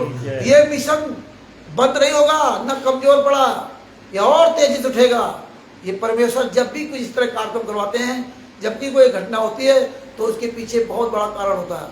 और ये परमेश्वर ने हमारी जो जो मेरी सोच थी, जो मेरी इच्छा थी, जो हम परमेश्वर के आशीर्वाद से चाहते थे कि हमारी आवाज हर मंत्री, विधायक, सांसद, अधिकारी तक पहुंच जाए, वो बंदी छोड़ने एक पल में करवा दिया है। हमारे सारी चीजें परमेश्वर जितनी तरह जो मैं चाहता था वो परमेश्वर ने आप सबके सामने करवा दिया है। अब हमारा आगे ये मिशन पे हम लोग मिलजुल के अपना काम आगे फिर बढ़ाएंगे और फिर परमेश्वर कराएंगे, क्योंकि हमारे पास सारे एविडेंस हैं। अभी देखो परमेश्वर की दया से मैं ये प्रयास करूंगा कि जो हमारे बीच में प्रवेश दास जी हिमाचल प्रदेश के नहीं रहे, वो जो सारे एविडेंस बिहार के सदूषण को दिया था, 8-9 हज़ार जो कापियाँ दी थी, वो वहाँ से वापस कापियाँ लानी है। वो आज मैंने अरविंद जी से बात करवाई थी सदूषण से, उसने कहा आप ये सारे सबूत मुझसे ले जाओ, जो हिमाचल प्रदेश के RTI सब कापियाँ हैं। तो ये 25 मई को जो मेरी तारीख है वो तारीख निपट जाए, फिर आने वाले समय में धीरे धीरे प्लान बनाएंगे। और अभी जो प्रवेश दास जी हैं, उनके जो साले हैं अभिजीत जी, उनसे भी संपर्क कर रहा हूँ। वो फ़ोन अभी नहीं उठा पा रहे, हालांकि मुझे व्हाट्सएप पे जवाब दिया था कि मैं अस्पताल में हूँ, हो सकता किसी बीमारी का कारण हो। तो जो प्रवेश दास जी के पास एविडेंस है वो भी वहाँ से लाएंगे, आज नहीं तो कल ये सब लाएंगे। और जो पुस्तकें, ये ज्ञान अमृत श्रेणी का 20वां पुस्तकें जो सदूषण क्या रखी हुई हैं, बहुत सी पुस्तकें खराब हो गई बताते हैं। तो मैं सभी भक्तों से निवेदन करूंगा कि आप सभी लोग बढ़ चढ़ के इसमें आर्थिक सहयोग करें। आप परमात्मा ने जिस तरह आपको व्यवस्थित कर रखा है, जिस तरह आपको परमात्मा ने माया दे रखी है, इस माया का समय रहते उपयोग कर लो। प्रवेश जी तो परमेश्वर की दया से सतलोक चले गए, जिस तरह उन्होंने 10 लाख रुपए परमात्मा की दया से इस माया को खर्च किया। तो मेरा कहने मतलब जितने भी भाई बहन इस वीडियो को सुन रहे हैं, मेरी बात को सुन रहे हैं, ये पुस्तकें हर व्यक्ति को, हर भगत को जिसकी जैसी हैसियत है, और वो हैसियत आपको परमात्मा सब जानता है, वो सब जानता है। आप इन पुस्तकों कोई 100, कोई 200, कोई 50, कोई 10, कोई 20 पुस्तकें अपने सब लोग मंगवाओ और आप लोग सहयोग करेंगे तो पुस्तकें भी वहाँ से आएंगी। और जो वहाँ एविडेंस हैं, जिसके लिए हमारे प्रवेश जी ने रात दिन एक करके जो मेहनत करके सबूत कलेक्शन के दे, उन सबूतों को कोई कीमत नहीं है। उन सबूतों को हमें आपको वहाँ से, उसके लिए आपको सहयोग करना होगा और वहाँ सबूत दिलाने हैं कि वहाँ जा कर के। अरविंद जी के तो यहाँ तक सोच है कहना कि भाई हम लोग एक छोटी सी वहाँ गाड़ी कर लेंगे और उस गाड़ी से वहाँ सारी किताबें वापस लाएंगे। तो आने वाले समय में इसमें आप सब लोगों का सहयोग होगा। जो किराया भाड़ा लगे गाड़ी का, वो पुस्तकें वहाँ से आ जाएं। इतनी अनमोल पुस्तक जो वहाँ खराब हो गई या जो बची वो आ जाए और आने वाले समय इसका प्रचार प्रसार जुलूस करें। तो जो सबूत आ जाएंगे उसका आगे और कार्यक्रम बढ़ेगा, और भी काफ़ी सबूत कलेक्शन करना है। तो आप लोग इसका विशेष ध्यान दें। ये ऐसे ये आगे परमेश्वर अपना ये कार्यक्रम बढ़ाते रहेंगे और बंदी छोड़ के ऐसी दया बनी रही तो ये आगे ऐसे कार्यक्रम चलता रहेगा। सच साहेब बंदी छोड़ श्री संत रामपाल जी महाराज की जय हो। जितने भी यहाँ बैठे हुए हैं, अरविंद जी और उनकी माता जी और सबको, मुझ रामचंद्र राज के सत साहेब, और जितने लोग जो भाई बहन ये वीडियो देख रहे हैं या बाद में भी जो सुनेंगे, उन सभी को कानपुर से रामचंद्र दास के साथ की ओर से सर साहेब नमस्ते, नमस्कार, प्रणाम। बंदी छोड़ श्री संत रामपाल जी महाराज की जय हो। सा सब धरती कागज करूं, लेखनी करूं बन राय, सात समुद्र की मस करूं, गुरगुल लिखा न छाए। बंदी छोड़ पूर्ण ब्रह्म पूर्ण परमेश्वर श्री संत रामपाल जी महाराज की जय हो। सर साहिब देखो